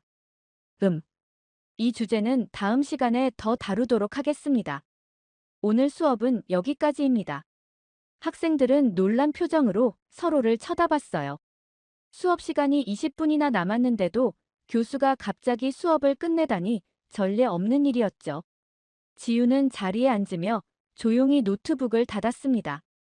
그녀의 표정은 차분했지만 눈빛에서는 작은 승리의 기쁨이 느껴졌어요. 저는 멍하니 앉아 있었습니다. 머릿속이 복잡했어요. 지금까지 한국과 일본의 역사에 대해 깊이 알지 못했어요. 솔직히 말해서 두 나라가 계속 다투고 있다고만 생각했죠.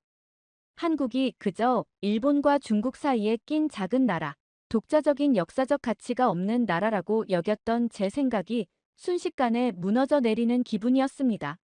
내가 얼마나 무지했던 거지? 이런 생각이 들자 부끄러움이 밀려왔어요. 저는 그동안 한국에 대해 너무 쉽게 판단했던 것 같았습니다. 타카하시 교수의 말을 비판 없이 받아들이며 한국을 경멸했던 제 자신이 갑자기 부끄러워졌어요. 학생들이 강의실을 빠져나가기 시작했지만 저는 여전히 자리에 앉아 있었습니다. 오늘 있었던 일을 정리할 필요가 있었어요. 한 명의 한국인 학생이 논리적으로 역사적 사실을 설명하며 교수까지 제압하는 모습을 보며 한국이라는 나라에 대해 다시 생각하게 되었습니다. 한국은 정말 그저 감정적으로만 역사를 보는 나라일까? 아니면 내가 그동안 잘못된 정보에 속았던 걸까? 이런 생각이 들자 갑자기 더 많은 것을 알고 싶어졌어요. 객관적인 시각으로 한국의 역사와 문화를 배우고 싶다는 생각이 들었습니다. 그동안 가졌던 편견을 버리고 새롭게 시작하고 싶었어요. 강의실은 거의 비어가고 있었습니다. 지윤도 가방을 챙기고 나가려는 참이었어요. 저는 갑자기 결심했습니다. 용기를 내어 그녀에게 다가갔어요. 저기, 지윤. 그녀가 돌아보았습니다. 가까이서 보니 그녀는 생각보다 더 자신감 있어 보였어요. 단정한 외모와 지적인 분위기가 느껴졌습니다. 네. 그녀가 미소를 지으며 대답했어요. 저는 약간 떨리는 목소리로 말했습니다. 아까 정말 대단했어. 난 한국에 대해 잘 몰랐는데 내 말을 듣고 다시 공부해봐야겠다는 생각이 들었어. 솔직히 말하는 것이 조금 부끄러웠지만 저는 진심이었어요. 그녀의 논리적인 태도와 지식에 감명받았거든요. 지유는 더 환하게 미소를 지으며 말했습니다. 역사는 감정이 아니라 사실로 보는 거야. 관심이 있다면 언제든 이야기해줄게. 그녀의 친절한 반응에 저는 안도했어요. 제가 그동안 한국인들을 얼마나 잘못 판단했는지 다시 한번 깨달았죠. 감정적이고 논리가 부족하다고 생각했던 제 편견이 완전히 틀렸다는 것을 지윤이 증명했으니까요. 정말? 그럼 혹시 다음 주에 같이 커피 마시면서 이야기할 수 있을까? 저는 용기를 내어 제안했습니다. 한국에 대해, 그리고 동아시아 역사에 대해 더 배우고 싶었어요. 특히 편향되지 않은 시각으로 말이죠. 물론이지. 화요일 오후는 어때? 지윤이 대답했어요. 우리는 번호를 교환했고 다음 만남을 약속했습니다. 강의실을 나오면서 저는 마음이 한결 가벼워진 것을 느꼈어요. 지금까지 제가 가지고 있던 한국에 대한 생각이 얼마나 왜곡되어 있었는지 깨닫게 되었거든요. 세상엔 내가 모르는 것이 너무 많구나. 저는 도서관으로 향했습니다. 한국 역사에 관한 책을 찾아보기로 했어요. 이제부터는 누군가의 말을 맹목적으로 믿기보다 스스로 공부하고 판단하기로 결심했습니다. 타카하시 교수의 강의를 들으면서 가졌던 편견과 선입견들이 하나씩 무너지기 시작했어요. 그날 저는 처음으로 한국 역사책을 펼쳐보았습니다. 그리고 그것은 제 인생의 작은 전환점이 되었어요. 도서관에 도착해서 관련 서적을 찾아보는 동안 제 머릿속에는 지윤의 자신감 있는 모습이 계속 떠올랐어요. 그녀가 보여준 것은 단순한 애국심이 아니라 사실에 기반한 논리적인 주장이었습니다. 그것이 제가 한국을 다시 보게 된 결정적인 이유였죠. 역사는 감정이 아니라 사실로 보는 거야. 지윤의 이 말이 제 머릿속에 깊이 새겨졌습니다. 지윤과의 약속날이 다가왔습니다. 그 사이 저는 도서관에서 수많은 시간을 보냈어요. 한국 역사책, 독도 관련 자료, 일본의 한국 점령 시기에 관한 문헌들을 찾아 읽었죠. 진실을 알고 싶다는 갈망이 컸습니다.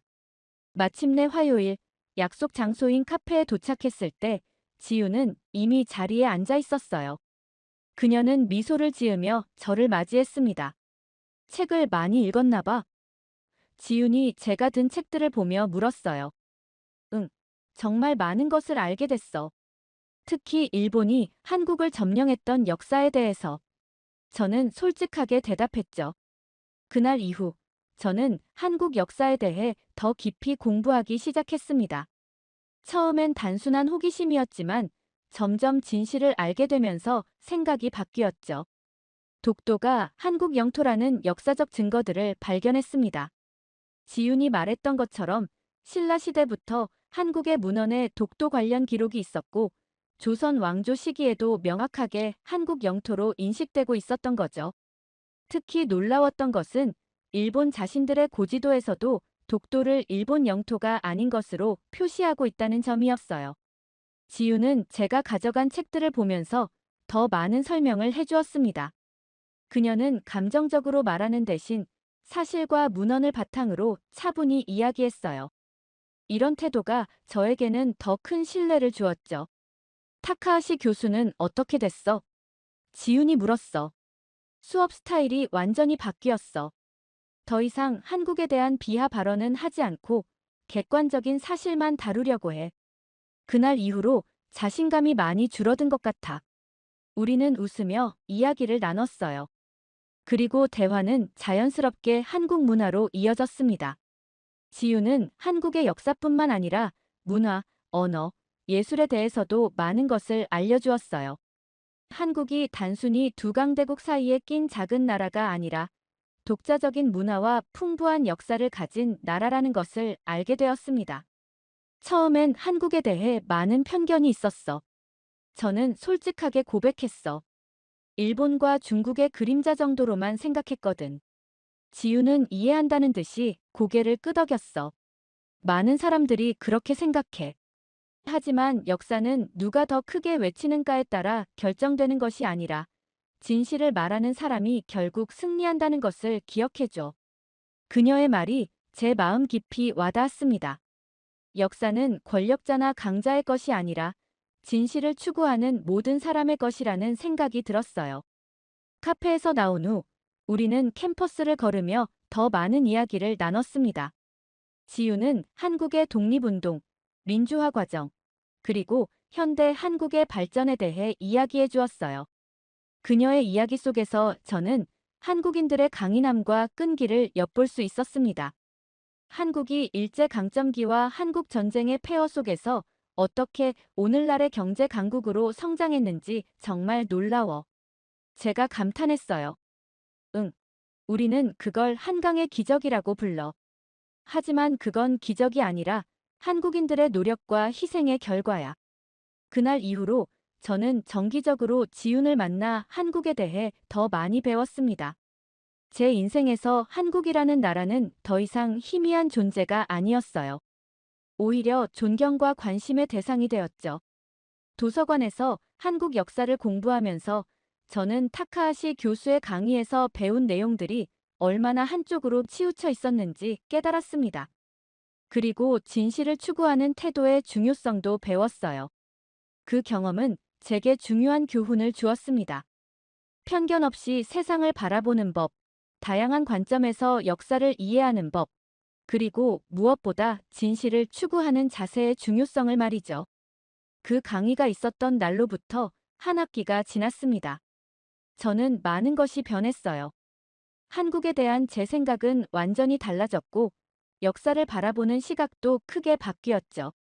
지윤과는 좋은 친구가 되었습니다. 우리는 자주 만나 이야기를 나누었고 서로의 문화에 대해 배웠어요.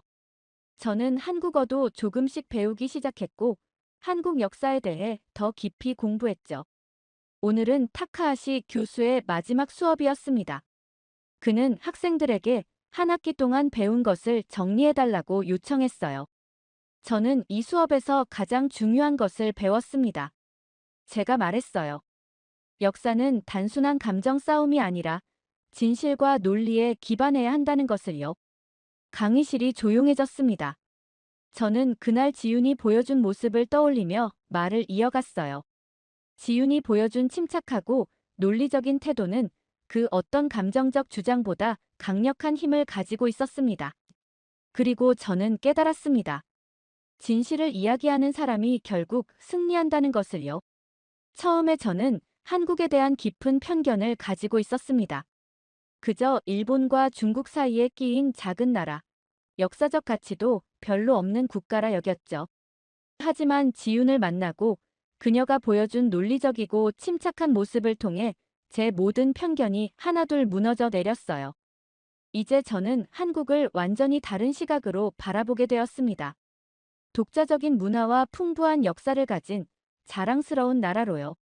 무엇보다 감사한 것은 한국을 새롭게 알게 되면서 제 시야가 훨씬 넓어졌다는 점입니다.